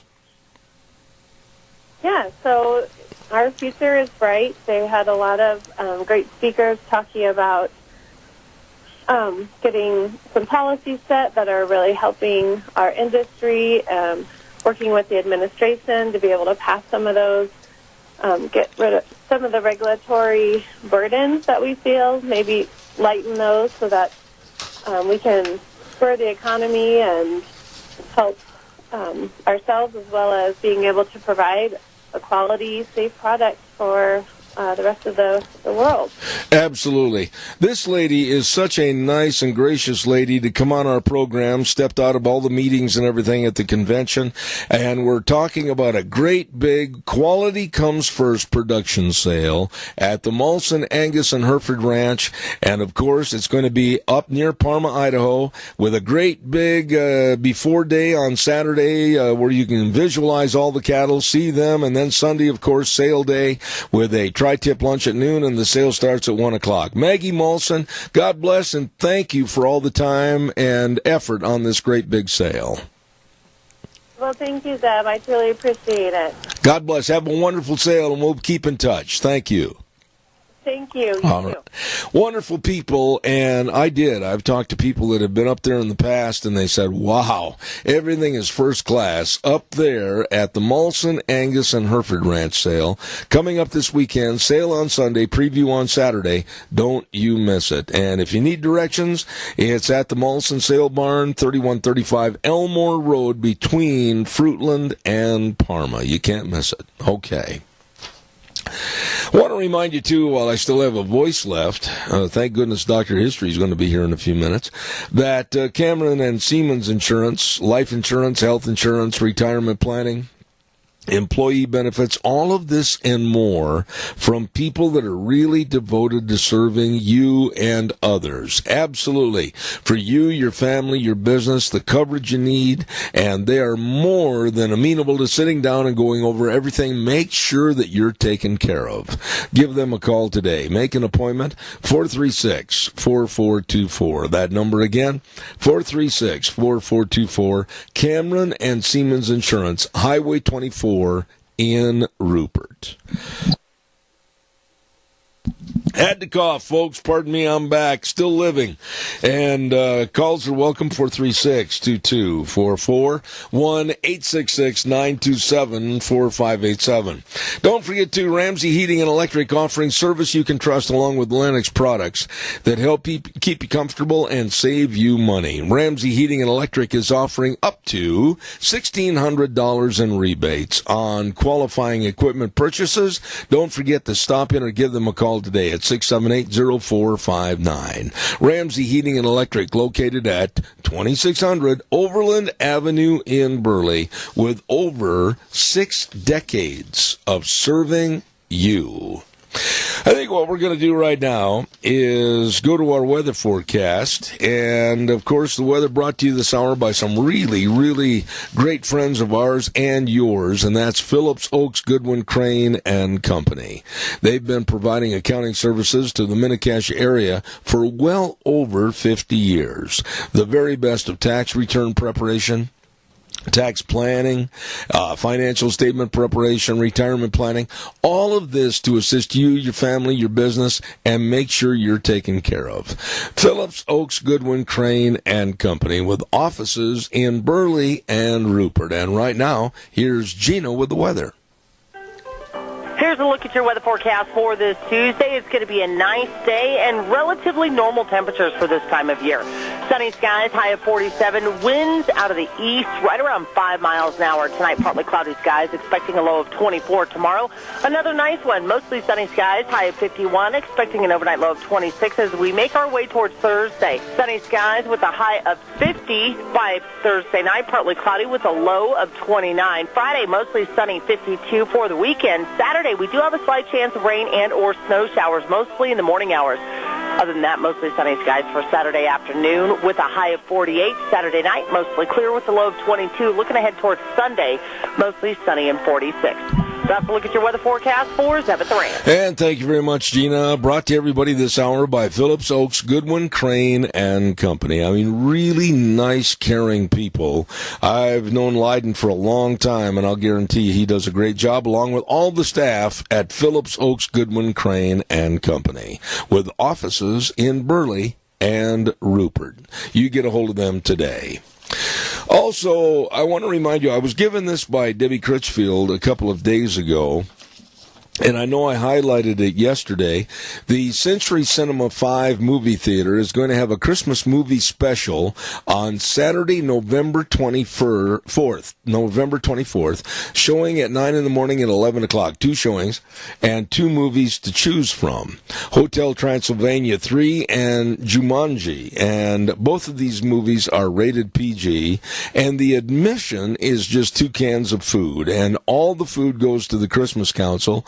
And concessions and employees' time is donated for the Mini-Cash Community Chess Coats for Kids. So that's a very worthwhile project coming up on Saturday, November the 24th.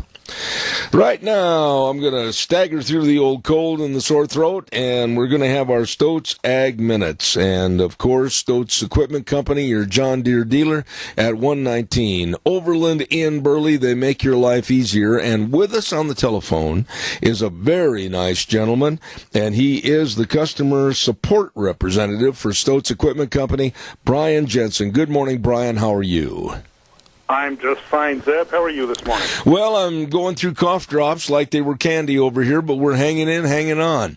Tell us a little bit, Brian, what does the personal or customer support person, what do you do every day? Well, my job, I love my job. I go around and I talk to our customers, and we try to provide one-on-one, face-to-face service with these customers and try to solve any problems or needs that they may have. Okay, so you kind of make a list of people and you try to get around and see everybody, or do they have to call you, or what's the protocol on that?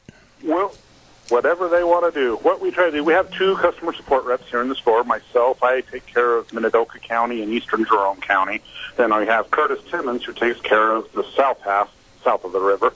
And yeah, we drive around. We try to catch people at their shops. We try to catch people in the field. Just see what they need. You know, if you need any parts, do you need any service? You know, what can we do to make your life easier? You know, Brian, I would imagine, just like Curtis that you mentioned a moment ago, you must really know all about the products. Not just some of the products, but all of the products. And it must take a lot of time to learn everything. Oh, I'm getting there. I don't say, and I won't say that I know all the products yet, but because products are always changing too, Zeb, you know, so there's always going to be some constant training and constant needing to learn on these products. You know, technology is sure taken over, and that's something that we're always going to have to be on the up and up with. Now, when you say products are always changing, give us an example of how they better at a piece of equipment, whether it's a tractor, whether it's a swath or whatever. I mean, all the research and people's minds going into this back at the headquarters. Give us kind of an example of how things are changing almost on a daily basis. Well, things are getting bigger and better, Zeb.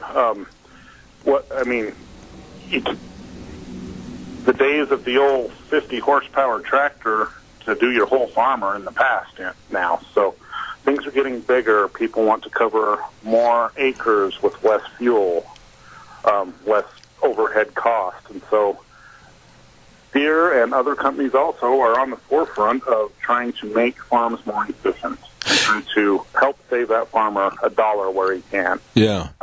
Technology's been great, too, with GPS and precision ag. It's been a great help in helping farmers figure out how much fertilizer to put on, seed rates, stuff like that. So, well, you know, and you mentioned about the bigger tractors, but then also there's a real niche for the smaller tractors like what I just bought, because, boy, for the horse industry and the smaller farms and people that just need something to maybe have to work around the place, they've also got a great line of those smaller tractors, too.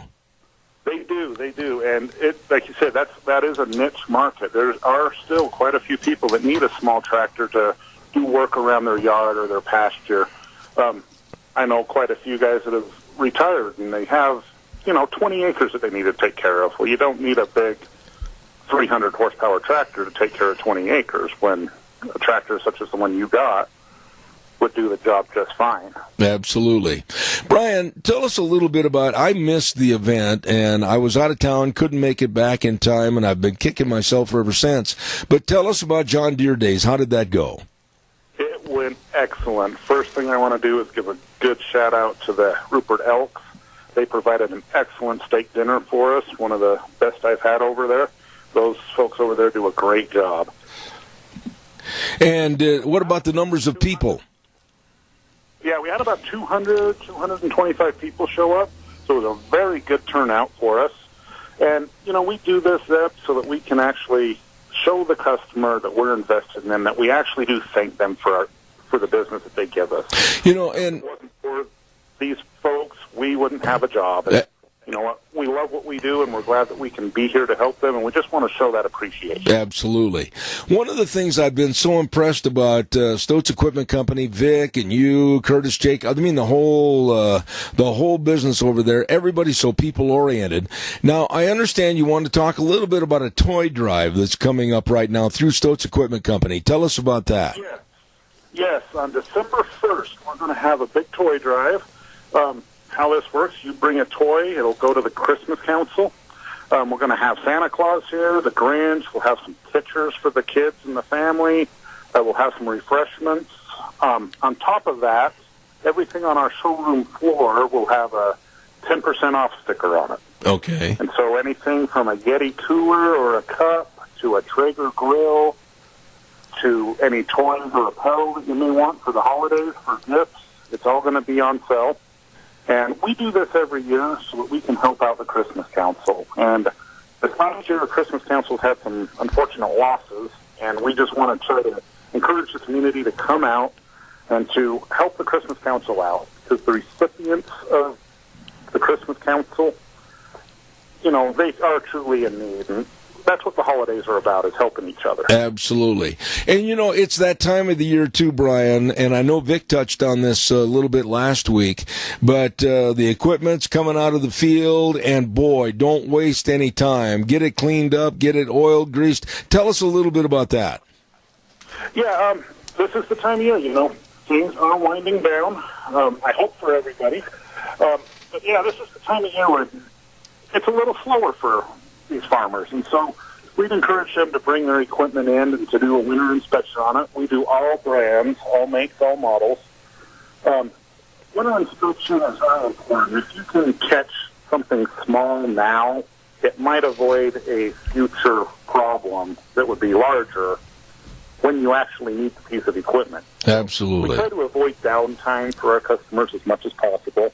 And a winter inspection is a great way to do that. We encourage people to bring in their tractors, balers, combines, planters, whatever they may have. Bring it in here. Let us do the work. Let us look through it. We have highly trained technicians in the back that have spent many hours on learning these pieces of equipment and how they run. And we would encourage people to let the professionals come in or bring the tractor to us and let us go through it so that you can avoid that downtime when you're planting or Absolutely. When, or when you really need that piece of equipment. You know, you were a little nervous about coming on, but I tell you what, you did a fantastic job. We've been talking to the customer support representative for Minidoka County for Stotz Equipment Company, your John Deere dealer, Brian Jensen. You're welcome to come back anytime, Brian. God bless you. And may I be one of the first to tell you, Happy Thanksgiving, my friend. Well, same to you and your listeners there, Zeb. Have a great one. All right, sir. Thank you for being on the show this morning. Anytime. Thank you. There you have it, ladies and gentlemen. Just one more of the great people working for Stotz Equipment Company, your John Deere dealer at 119 Overland in Burley. And it's true. They do make your life easier at Stotz Equipment Company. I'll tell you what, they are really community-oriented, and we enjoy having them on the broadcast. We have more great businesses that are going to wish you a very happy Thanksgiving, and they include Magic Valley Carpet at 613 D Street in Rupert. My goodness, company's coming over. You better hurry and give them a call. You need new carpet? They can, and they will help you at Magic Valley Carpet. Number to call, 436-1722. Also, Vicky's Country Garden at 185 South, 600 West of Paul. And Christmas right around the corner, too. And if you want to give gift certificates for next spring and summer, don't forget to call Vicky at 431-5667. Vicky's Country Gardens. And Magic Valley Irrigation at 44 East, 500 South of Burley. Jeff and the whole crew say thank you, farmers, for the outstanding job you do. For your irrigation needs, don't forget Magic Valley Irrigation, 44 East, 500 South of Burley. And all of these places wishing you a very happy Thanksgiving. Right now, we're going to send it back over to our main studios. Old Wheels is going to pick up on it, and then we're going to come back, and Dr. History is going to be on the program this morning. And then at 10:32, Dr. Ken Canfield will be our guest, talking about being a better father and a better grandparent. So, Wheels, I'm going to give it to you a minute early so I can spare my throat. We'll be back in about 7 minutes. Thank you very much.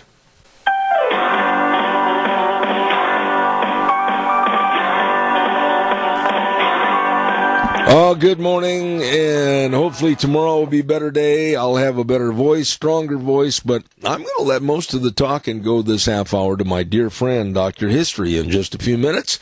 Don't forget our great, great major sponsor, your Magic Valley Les Schwab Tires. Are you having trouble with that microphone? Did it attack you over there? I see that.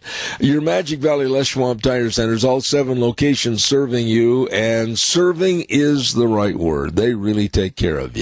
And, of course, some of our great advertisers like Burley Physical Therapy and Rehabilitation at 1263 Bennett Avenue, Suite 2 in Burley, helping you get back to being you. I'd love to. Don't forget to Ramsey Heating and Electric offering service you can trust along with Lennox products, and Ramsey Heating and Electric offering up to $1,600 in rebates on qualifying equipment purchases. Don't forget to get a hold of them today, 678-0459. Ramsey Heating and Electric at 2600 Overland Avenue in Burley, and over 6 decades of serving you. Well, he's in the studio and ready and raring to go, the old basketball player and coach. Here he is, Bobby Knight. Good morning, Zeb. Hello, Ken. I'm doing good. Yeah, that's this basketball season is kind of fun, coaching my 2 grandsons. It's hard to believe it's already basketball season. Yeah, it is. Yeah. And yet we're still finishing up football. Yep. In fact, this Friday night, our Declo boys are playing for the state championship over in Pocatello. They have a wonderful team. I've enjoyed watching them on occasion. Excellent teamwork, and I wish them well. Yeah. Well, they won state last year, and they've got the talent to do it again this year. And my grandson and Kimberly, they went out of the tournament this last weekend. Oh, dear. Yep. Well, anyway.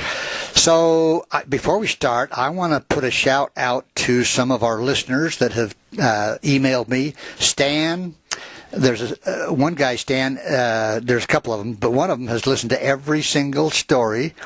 And he sits in his tractor, doing a little bit of tractor work, and listens to the stories. And then there's Austin, who's a faithful listener. Sam, Cameron, another guy named Blaine. I want to thank you guys for listening and for your comments that I get on emails. How much did you have to pay these people? Oh, quite a bit. I see. Yeah. So knowing you, it wasn't quite a bit. No, you know how cheap I am. Yeah. What are we going to talk about today? We're going to talk about Chief Buffalo Horn. Have you ever heard of Chief Buffalo Horn? I've got to say I did not until. No, he's not in the top 10 names that I know. No, but he played a big part of the history of this area right here. Right along the Snake River over towards the Owyhee area. Was he a social Bannock? He was a Bannock. Yeah. I see. Yeah. Okay. So to start off, I need to start off with explain to people what the camas root is. Okay. Okay, the camas root is something that is used, and I'll get into this later, but it was really necessary for the Indians. And so the camas root and a mistake made by a clerk in drawing up a treaty is what led to could have been one of the bloodiest wars in southeastern Idaho. You don't mean to tell me that somebody working for the government made a mistake? One letter, and you'll see. One letter? You'll see what I'm talking about. Okay. So it started in 1867, which is when the U.S. Congress decided that all the Western Indians were to be put on reservations to be set aside for that purpose by the government. And, of course, a bunch of treaties were made with all the different tribes. Unfortunately, in some instances, the, quote, Great White Father, on one idea or another, or maybe political pressure or whatever, they eventually nullified or ignored the original agreements, the original treaties, and time again, that happened. So, oddly enough, the original treaty with the Bannocks, now the Bannocks, Zeb, is a branch of the Great Shoshone or Snake tribes. So they're a branch of the Shoshone. Okay. Where was the origination point for the basic headquarters of the tribe? Was it up in eastern Idaho, or are you talking further down here? Really, it's a big area. I see. I mean, it covers several states, really. I mean, it actually includes Colorado, Wyoming, Utah, Nevada, California, and southern Idaho. I didn't know that. So they had a huge area. Uh-huh. But anyway, and as far as treaties went, the treaty that they got was really quite generous. Now, again, contrary to the usual procedure at that time of allotting the Indians land that for some reason or another was not desirable, this large area actually included some very desirable land. And, for example, the bottom land over by Fort Hall, really? And as you look at that now, the thousands of acres that's being farmed, really a nice area. But the story goes that in preparation for the treaty, the Idaho territorial governor accompanied the survey party planning and plotting out the boundaries for this reservation. Was he over in the Boise area at that time? Yeah, he was the territorial governor. Okay, for some reason I was going to say that they had something over in eastern Idaho. No, this was this area here. All right, thank you. But what he did was with the survey guys, he said, now boys, he said, survey a good-sized reservation around here for these Indians. Okay. That was his point. Did they have a land mass? Yeah. It's going to get confusing, though. So I'll tell you. But the result was that the area included a lot more than the Bannocks had thought they were going to get. Oh. But that's one of the few treaties like that. Exactly. But there were two unforeseen circumstances, however, that was to affect the tribe, which again was the subdivision of the Shoshone family, which actually was the third largest group in the United States. Incidentally, this tribe, this is just kind of a note, the tribe received its name from the manner in which they wore their hair. The Bannocks? The Bannocks. And the Shoshone term is Bampnak. That's the Shoshone term, and it means to throw backward, which refers to the lock of hair that they had on their forehead that they threw back over their head. Oh. So the Bannock name actually means to throw back. So kind of like the way Elvis Presley wore his. Well, not quite. Oh. They didn't have as much. Okay. So anyway, after signing the treaty, the first kind of disappointment was the unexpected migration to the area of a band of cousin Shoshone from Wyoming. Now, the Bannocks were kind of a nomadic group of Indians, and for some reason or other, were never present on the reservation when supplies were handed out by the government agents. So the result was their Shoshone relatives always got more than their share of the supplies. Now, not thinking that this could be their own fault, the Bannocks kind of got a little upset about this situation. And the great trouble, however, came with a clerical error in the treaty. This is where this is where it gets really tricky. You're trying to tell me not to interrupt. Don't interrupt. Okay. So some illiterate clerk or careless official in preparing the treaty context used the word Kansas Prairie instead of the obvious intended word Camas Prairie. Kansas? So, Zeb, how far is it from the Kansas Territory to here? Right here, it's about probably miles? right up. No, it's probably about 950 miles. Okay, probably, so yeah. obviously he made a kind of a bad mistake. Yeah. And for the listeners, folks, we are probably 50, 60 miles from that Camas Prairie. Where we're sitting right here in southern Idaho. Yeah. Maybe not that far. So it's a beautiful area. It really is. Anyway, the chiefs signed in the treaty, and the government agents did not catch the error. They didn't see it. Outlining the area given by the Indians. The document said in part, quote, "The reservation shall embrace reasonable portions of the Portneuf and the Kansas Prairie." Oh, and obviously, from a geographic standpoint, it was so obviously an error. It's amazing that it became such an issue. But it did. And for generations, the camas root, as I mentioned, had been a staple food of the Indians. And each year, the tribes had gathered at various areas in what is now Idaho to dig for this root. And in southern Idaho, right where we are, was a wide area of land near the present town of Fairfield. And you know where that is. Yeah. Just north of us, a few miles. So at that juncture, couldn't the Shoshone Bannocks or the Bannocks, couldn't they have gone back to Kansas and said, "You're out of here, guys, this is ours"? But this was their land. This is what they understood. And that's what the government understood. Wow. For a point, until they read this Kansas thing. Anyway, for generations, the Bannocks had moved into this area to dig the camas root, and it had a lot of uses. It was dried. It was pounded between rocks into a meal from which the Indians made a kind of a bread. As buffalo was scarce and small game not all that plentiful, this became the Bannocks' main food supply. So it was a very, very critical, important area. Holy cow. So anyway, now is an obvious error in the treaty, so it led to a war. The Indians were kind of ticked off on being denied the right to the food supply in the Camas area, and this was made worse when white settlers were allowed to turn their hogs loose over in search of the camas root and allow the cattle to graze in that whole area. Well, did the Indians have a interpreter or anything that found the mistake and said they can use this, they can go here? How was the mistake found?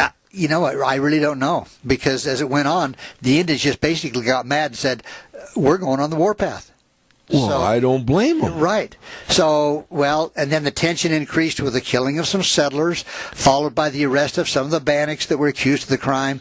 Now, the leader of the revolt was Chief Buffalo Horn.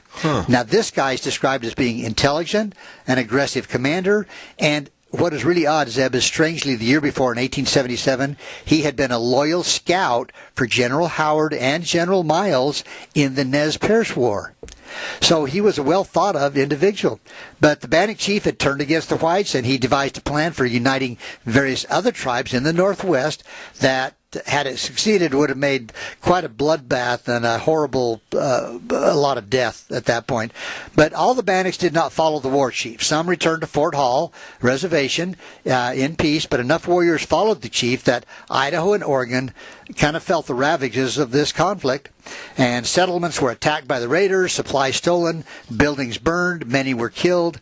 Buffalo Horn attempted to get the Paiutes, the Umatillas, and the Cayuses on the warpath for a common goal, and that was to drive the whites out.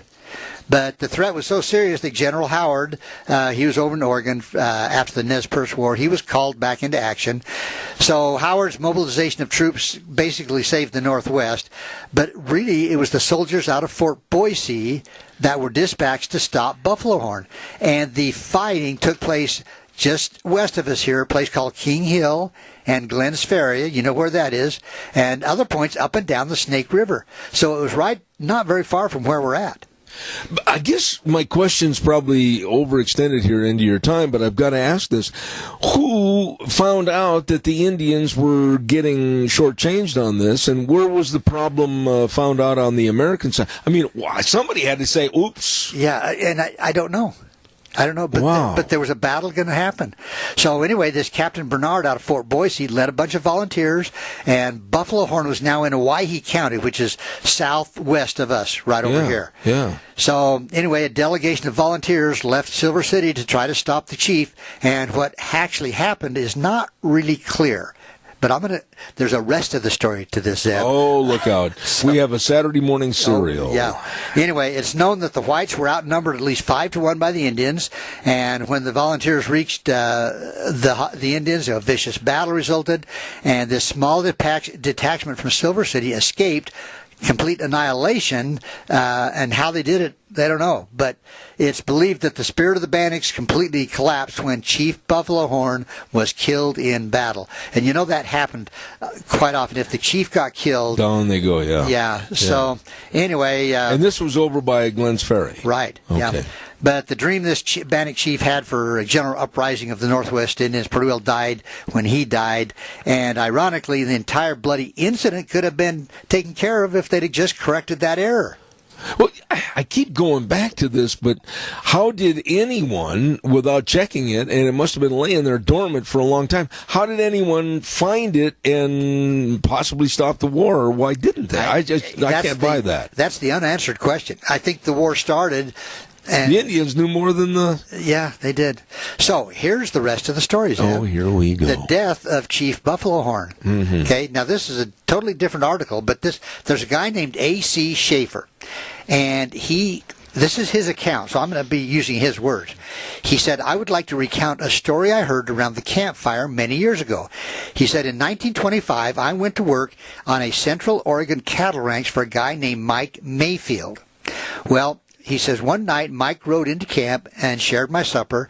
And he says, Mike and I started talking about the Indians. And it was then he told me for the first time his version of how Chief Buffalo Horn was killed. Now, this is in 1925. Right. So roughly about 50 years later. Yeah. Okay. All right. So here's what this Mike Mayfield said. He's, quote, the Indians gave us a rough time of it in 1878 and 1879 in what was called the Bannock and the Paiute War. That's what the battle we're talking about.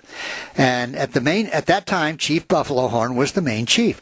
He goes on, he says, I was just a boy and had come over from Jacksonville, Oregon, and he said miners had killed most of the game in southern Oregon valleys, but on the desert east of the Cascade Mountains, there were a lot of deer, antelope, bighorn sheep, and elk were plentiful, and one only needed to go a mile out of camp and shoot something for supper.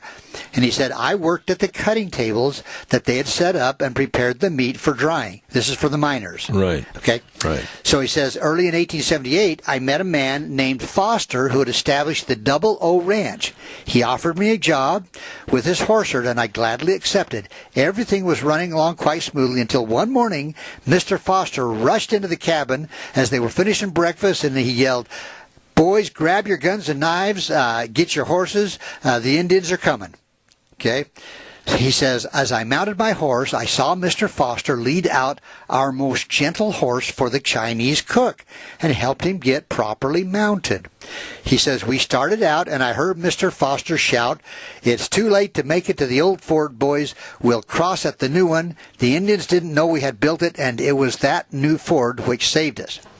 Now, he continues, I was loping along in the lead of the cowboys when I heard a yell, shouts, Looking back, I saw that the cook had fallen off of his horse. So he wasn't really an accomplished horseman. The cook. The cook. The Chinese cook. About that time, a bullet from one of the Indian rifles dropped one of the cowboy's horses. Uh-huh. Well, the poor Chinaman, instead of getting back on his horse, he panicked and crawled into a little cave. Uh-huh. Now, so you picture this, Eb. You got this Chinese cook hiding in a little cave. You got a cowboy down because his horse is dead. Right. So the unhorsed cowboy, quote, seeing the cook's mount straying loose, made a dash for it, and hastily mounted and spurred toward us at a gallop. Meanwhile, the Indians came up at full speed, but two of them in the lead dropped from their ponies and rushed to the little cave. Even though the cowboys were shooting at the Indians, he says, I saw them drag out our cook, and they didn't have a chance to save him. Oh, they killed the cook? They killed the cook. That's the last person you want to have reach their demise. Yeah. So anyway, he says, the Indians were crowding us now, and our horses were getting tired from the pace as we began looking for a place to make a stand. At last, Mr. Foster called, we had better stand them off right here, dismount, get in a circle, and keep your horses between you and the Indians. Well, the Indians rode around us in a circle, then started closing in. We were all pretty scared, especially when the shooting started. Now, keep in mind, he's just a young boy at this time. Yeah, and this is 87, something like that? I thought you said 70 something. 1878. So it was basically 2 years after the Custer battlefield. Right, yeah. Okay. He said, we saw an occasional puff of smoke burst among the circling Indians, so we knew they had a few guns, but most of them just had their bows and arrows. Uh-huh. Now, bravest of all the Indian warriors was Buffalo Horn. He was a good-looking Indian, and he didn't seem to be very old. He rode so close we could hear him cuss and swear at us. Some of the men said he had learned to swear while he was a scout against the Nez Perce the year before. So he was swearing in English? I guess. We better not pursue that any further. They understood him, and he says, quote, believe me, he could swear. He dared us to come out and fight man to man. We were riled up by the cussing we were getting, but we couldn't help admiring his nerve and bravery. Yeah. Finally, Mr. Foster shouted, I'll give $250 in gold to anyone who can bring down that interesting guy. That's the exact word. For some reason, the verbiage has changed there. This is a family show, Zeb. I see. The next time Buffalo Horn swerved in, he was thumbing his nose at us and swearing. Quite a few shots were taken at him, but all were quite widely missed. And then he goes on. Somehow I got to noticing the cowboy with the Sharps rifle. Okay, Sharps, they used the Sharps for a big gun. Big gun. Yeah. He was monkeying with the sights of his gun. The next time the chief split off from the circle, he really rode in close. This man with the Sharps fired, and he says, I saw a puff of dust burst under the belly of Buffalo Horn's horse. Now, the cowboy went back to playing around with the sights on this gun as the Indian rode fast for the circle. So here we go. Again, Buffalo Horn swooped in, and again our man missed, but he made just a little slight adjustment with his gun sight then and was ready for the Bannock chief when he charged us again. I watched the man with the rifle draw a careful aim. At the crack of his gun, Chief Buffalo Horn fell from his horse. Almost at once, a couple of Indians warriors charged in full speed, grabbed Buffalo Horn's body by the belt, and carried him off. Really? He continues, soon after this, the yelling died down, and the Indians left. We cautiously returned to the ranch, where we had left 300 head of cattle corralled.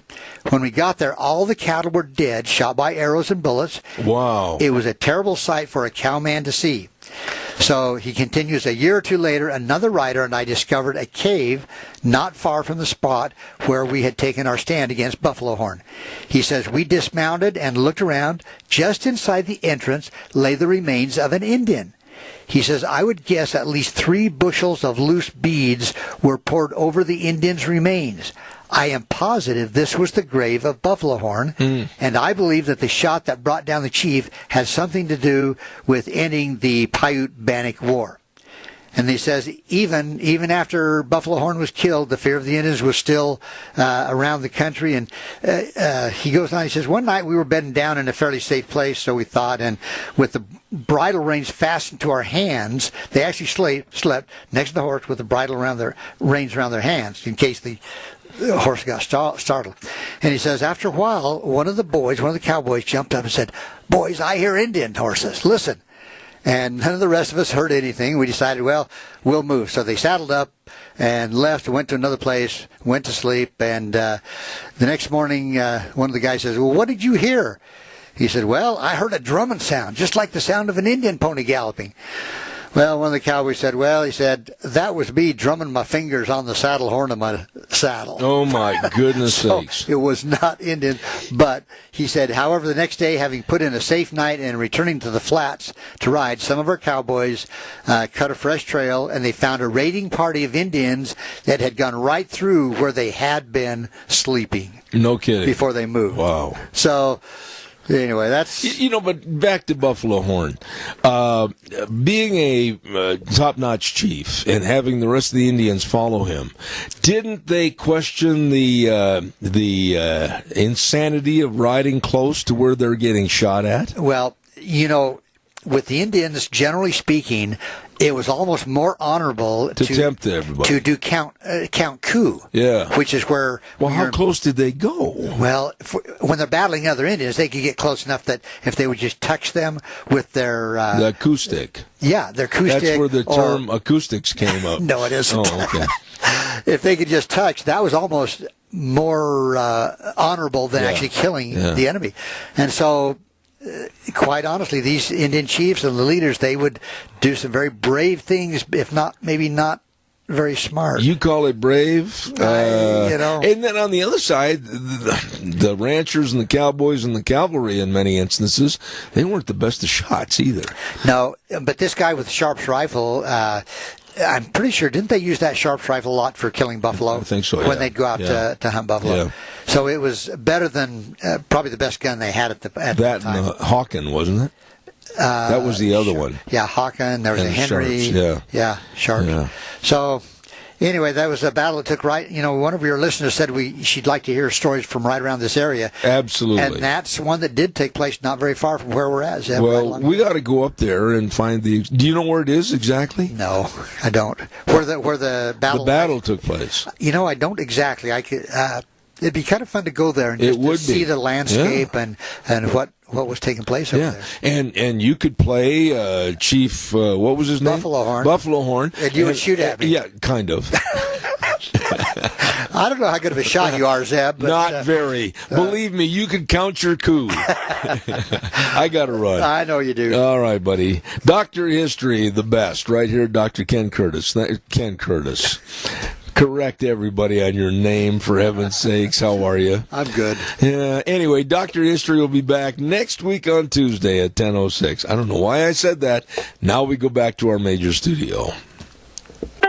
And now, back to Zeb at the Ranch on AM 1230 KBAR. To reach Zeb, call 436-2244 or toll free 1-866-927-4587. And now, here is Zeb. Oh, my goodness sakes. Good morning and welcome back to our last little bitty half hour. And I think I'm going to make it. I didn't think my voice would hold out this morning with this cold. And you know what? Now, what's really bad is Deanne's getting the same thing. I'm never going to live this down.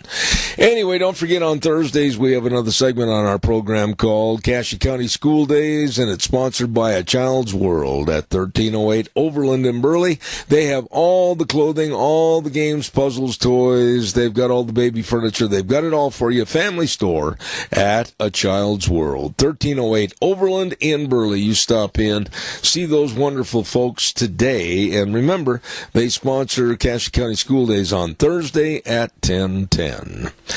Well, I've been very interested in having this man on the program for quite some time, and if I were to sit here and tell you all of his accomplishments and all of his books and everything else that he has done, I wouldn't have time for the interview. I'm just going to say right now we have a nationally known leader and scholar on our program, founder of GrandkidsMatter.org, Dr. Ken Canfield. Sir, how are you?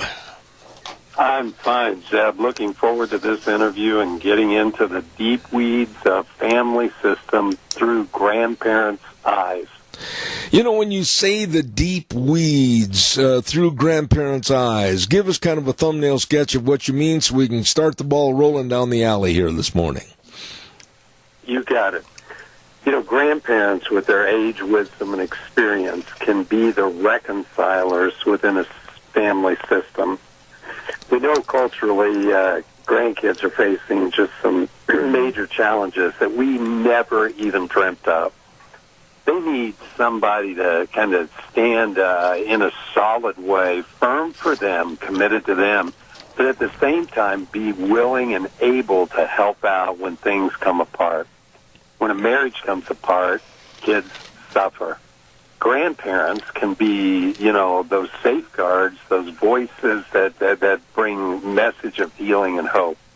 And I think as we look at this reconciliation role that grandparents play, and this is just one aspect, think of grandparents as a diamond in the rough. And one of those prisms that just reflects light is this ability to reconcile.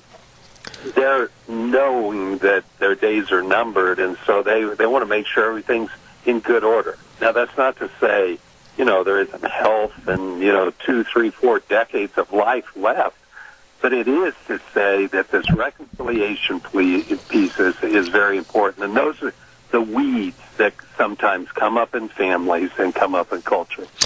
Dr. Canfield, let me ask you this. That sounds good. Everything sounds like it's going to work out and follow the yellow brick road to Oz. Everybody's going to be happy. But in certain instances, I think you will concur that when families have a breakup through a divorce or whatever, there seems to be a great animosity between other family members and up to and including the grandparents, to where some of the family members, whether the mom or the dad, they don't want the other grandparents to be involved. How do we overcome that?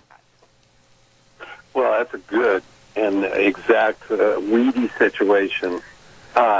Patience, fortitude, and just looking for ways to send messages of encouragement. We know the travesty, the difficulty, the tsunami fire-like, just atmosphere that comes when there is a divorce or is breakup, or when they're not even talking generationally. What grandparents who are really moderated in their, heart and vision can do is kind of bring the sure word that things will work out. In the midst of a divorce, just as an example, things are upside down sometimes for 1, 2, 3, 5 years. And that's a time when everything gets heated and difficult. It's there where we need someone who's seen it, knows that, there are huge crises, and that they can be overcome. And that's the wisdom that grandparents bring to the family right now. I really believe it, and that in culture at large. Dr. Canfield, it goes without saying that you have written so many books and you've been involved in this for almost all your life, as far as being able to relate to family situations as a father, a grandfather, etc. But what about the family today in America? They've kind of created the old spoken wheel attitude of where some of the spokes are falling off, and the family unit isn't like it used to be, is it? Oh, you're so right. Just the out-of-wedlock childbirth rate, the prevalence of living in a home that, has a mom and a dad that are committed, and seeing this grow through generations. We've seen some real tsunamis impact the family. And in contrast to an Asian culture, and I just mentioned that because, age has deep respect in an Asian culture. And grandparents are vitally involved, probably more so than in American culture, in caring for grandchildren and making sure that everything is as best it could be, even though nothing's perfect. There's no culture better than the other. But this is where you've got to get out of the box. The box is sometimes just, related to why people do the crazy things they do. Grandparents have the ability to look both in a spiritual perspective and a long-term perspective. And now, that doesn't mean, you have to be of that persuasion, but it does mean that the years of experience and just the things that you have seen come around, those may be the greatest assets when it comes to putting a family or a child back together again. And that's what we need to extol in this country, the virtue of age and wisdom. Let me ask you this, sir, and I think a lot of families can relate to this. You can't live your child's life, and you can't force or impose your thoughts on them now that they're parents themselves. That being said, if you see the grandchildren and they're not being raised in a Christian atmosphere, a Christian home, or going to church on Sunday, how does a grandparent kind of, in a very subtle way, try to get the children of the grandparent to understand a more religious atmosphere for the family? Oh, that's great. That is the case study of case studies. Cautiously and gently. This is one thing you can't do as a grandparent. You can't subvert, you can't overwhelm, you can't take away the parental role. You have to work with what I'd say are these crooked confines, where you have a child that, for whatever reason, has gone off the rail or just says, I don't need anything more than what I've got today. Let's eat, drink, and be merry. How does a grandparent stand in the gap for that grandchild? If the parent, your child, gets wind that you are trying to bring in some, ideas that he doesn't agree with or she doesn't agree with, they'll cut you off relationally in a moment. So it's prayerfully, cautiously, and gently. Now, I've seen this, turn things around. I survey thousands of grandparents as we look at strategies to, do what you're suggesting. How do we bring the values that we know are transcendent and real to grandkids who are not being reared in a place where they can see and experience that day after day. Those times that are coming up are special. These holidays, I tell you, are great family traditions where you can gently and cautiously, because grandkids know what you believe. They know what you think. And there will be opportunity within, the parents' reasonable, guidelines to allow you to expose them to that. But if there's any sense that you're trying to lead them to a better path, even though that is at the heart of a grandparent, and a parent that is off the rails doesn't get it, that can create this void or this unnecessary conflict that we just need to be aware of. You and I'm assuming, were both raised in the generation of where the Saturday Evening Post with the Norman Rockwell paintings on the cover of a family going to church, a family sitting down with all the family members at a Thanksgiving and Christmas dinner. But today, things are fragmented. Is family as we knew it then as compared to today, is it a thing of the past? Well, it is, but it can be redeemed. This is where grandparents are like a museum, an active museum of ideas and thoughts and really habits. Your house as a grandparent is a place when grandkids come to visit, has mementos and artifacts that breathe identity into them. They will know how you treated their parents, and they may have heard some stories that aren't true. Nevertheless, getting to touch you and you touching them in a healthy, appropriate way and showing them openly, transparently from your life is one of the best ways to win them over. Now, this is a tough one, but this is one I've had to experience. And it's simply this. There are no perfect parents, but I guarantee this will happen. If you go to your kids and you say, hey, I tried to do the best I could as a father.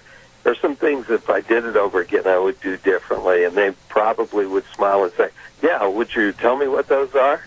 And you can have a time of kind of reflection. But when you, with humility, say to them, I would do some things differently, but count on this. I want to be the best grandfather or grandmother I can possibly be. And count me as one of your assets, one of your team players to help you, and let me know how and where I can help. What that does is it kind of dislodges anything from bitterness, the angst, the anguish that a child may be holding against you that you don't even know about. And that humility brings a deep sense of respect and transparency and a willingness to say, hey, Dad, or hey, Mom, it's just great to be with you. That's where we need to turn the corner in this reconciliation piece, through humility and just bold, faith-filled ideas that we can make things happen and change something that may be stuck in the past.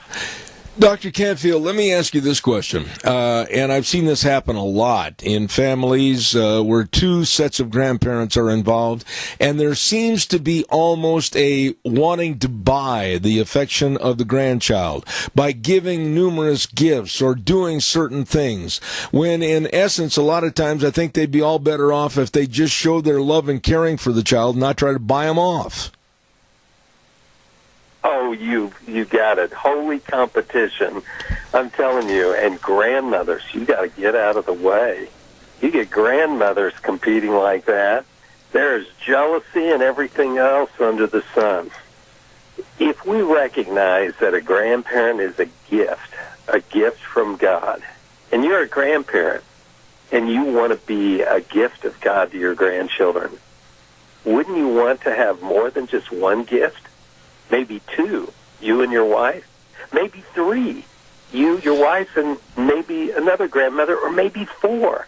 What we need to do is to recognize that this role, this gift that you've been given, is so important that grandparents that are committed and faithfully involved, we ought to rejoice that there are more, and put this jealousy, this competitiveness that isn't healthy in the pit where it belongs. When you speak at various groups and locations around the United States, Dr. Canfield, I was noticing in your resume that you were awarded the Father of the Year in 1993 by the National Congress for Men and Children. How did you win it, and what was the necessary requirements to qualify? Please explain that a little bit. Glad to. Well, it wasn't what I would say a scrutinizing interview where they sent people to observe me. They had noted that being the father of 5 children, Dee and I have been married 42 years. We have 5 great children who have given us a dozen grandchildren and growing. And at that time, I was focused on helping the fatherless in the urban and suburban areas of our country, because only fatherless kids know the pain and the loss when a dad who should be there and could be there isn't there. So at that point, I had written and encouraged and done a lot of work promoting the need for responsible, involved fathering. Mm-hmm. And I believe it's out of that they saw, not only was I living it, because let me tell you, raising 5 kids, I mean, I was in the crucible and fire was burning all the time. But then going further and say, not only is this a fresh discovery for me personally, but it's something that will help redeem our culture and families. Okay. Responsible fatherhood. I've only got about another minute and a half left, and I'm going to play a little game with you, and I want you to use 3 words that would help bring back families in this great United States of America. What are the 3 words that you think would help restore family values? Oh, this is good. First is blessing. Blessing is imparting a word that is positive as you extend that to either your children or grandchildren. The second, and this is a tough one because I was, born in a faith-filled household. I was born in hardworking, pull up your bootstraps America. But it's the spiritual discipline of prayer. Now, guys, this is a tough one. We have the icon of the praying grandmother, but why don't we have grandfathers breathing prayers of protection over schools, churches, and just our culture at large? Because this is craziness that we're living in. And the last one, I think, would be just the touch. I say touch because there's nothing more invigorating than touching the tousle of hair, the embrace, the handshake that a grandparent would share with a grandchild. Mm-hmm. And that touch is meaningful, and that the young, youthful hands or arms or shoulders, when they touch the aged that are wrinkled and not as robust as a young one, there's something that's imparted that is really powerful. We know neurologically it lights up parts of the brain, so it's blessing, it's prayer, and extending your hand in touch. I tell you what, I'm going to extend an offer for you to come back in the future. I very much appreciated your time here on the program this morning. Founder of GrandKidsMatter.org, nationally known leader and scholar, Dr. Ken Canfield. You are welcome anytime. Thank you for your presence on the program this morning. You're welcome, sir. Good to be with you. Thank you, sir. Very interesting and informative gentleman, and I like that. Very wholesome attitude and approach to the restoration of the great American family, Dr. Ken Canfield. Woo! I'm late. It's time for the weather, and the weather brought to you by Scarrows Meats, 331 North Road, Jerome. The number to call, 324-7657, or you can go to their website, scarrowsmeats.com. All the delicious meats, whether it's the marinated pork ribs or the tri-tips or the bacons or the breakfast sausages, the bratwurst, it's all delicious at Scarrows Meats. We'll tell you more right after the weather with Gina. Here's a look at your weather forecast for this Tuesday. It's going to be a nice day and relatively normal temperatures for this time of year. Sunny skies, high of 47. Winds out of the east, right around 5 miles an hour. Tonight, partly cloudy skies, expecting a low of 24 tomorrow.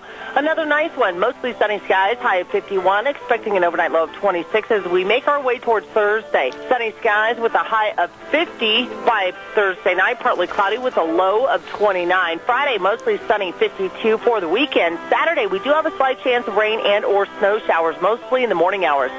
Other than that, mostly sunny skies for Saturday afternoon with a high of 48. Saturday night, mostly clear with a low of 22. Looking ahead towards Sunday, mostly sunny and 46. That's a look at your weather forecast for Zeb at the Range. Thank you very much, Gina, and brought to you by Scarrows Meats. Don Scarrow and the rest of the crew, 331 North Road, Jerome. The number to call, 324-7657. They are changing the way we eat, one delicious bite at a time. What have we got tomorrow? Oh, we've got Dave Bego on the program tomorrow. We've got a lawyer with the Pacific Legal Foundation coming on and talking about water rights. And then at 10:06, here he comes back into the studio, the incredible bulk from the Fish and Game, Kelton Hatch. So we've got a full plate tomorrow on Zeb at the Ranch. Don't forget our major sponsor. I'm going to try to have a better voice tomorrow morning, too.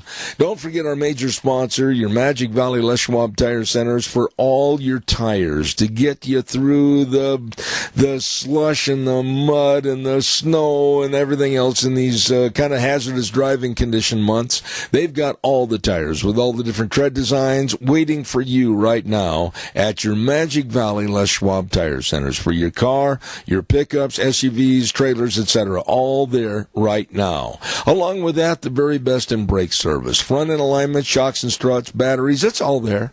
Along with the best in service. These folks really care. Lane and Rupert, Dave on Blue Lakes and Twin. Mike and Buell, Mike and Jerome.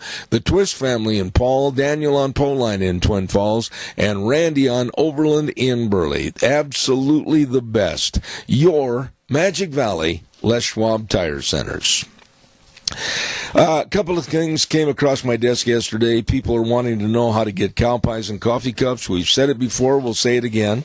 Just go to ZebBell.com and click on the information, and we'll make sure that you get our weekly blog called Cow Pies and Coffee Cups. It normally comes out on like Friday afternoon or Saturday morning, so there you have it. And also, we had a couple of people ask if they're out of the area, how do they get the audio program of our show? Just go again to ZebBell.com. Clicking on We're Heard all over the world. And we really appreciate our worldwide audience and some of the fine comments. Until tomorrow, we say the way things were are the way things ought to be, and the world needs more cowboys. We'll see you at 8:06 on Zeb at the Ranch. Take care. Wheels, take it away.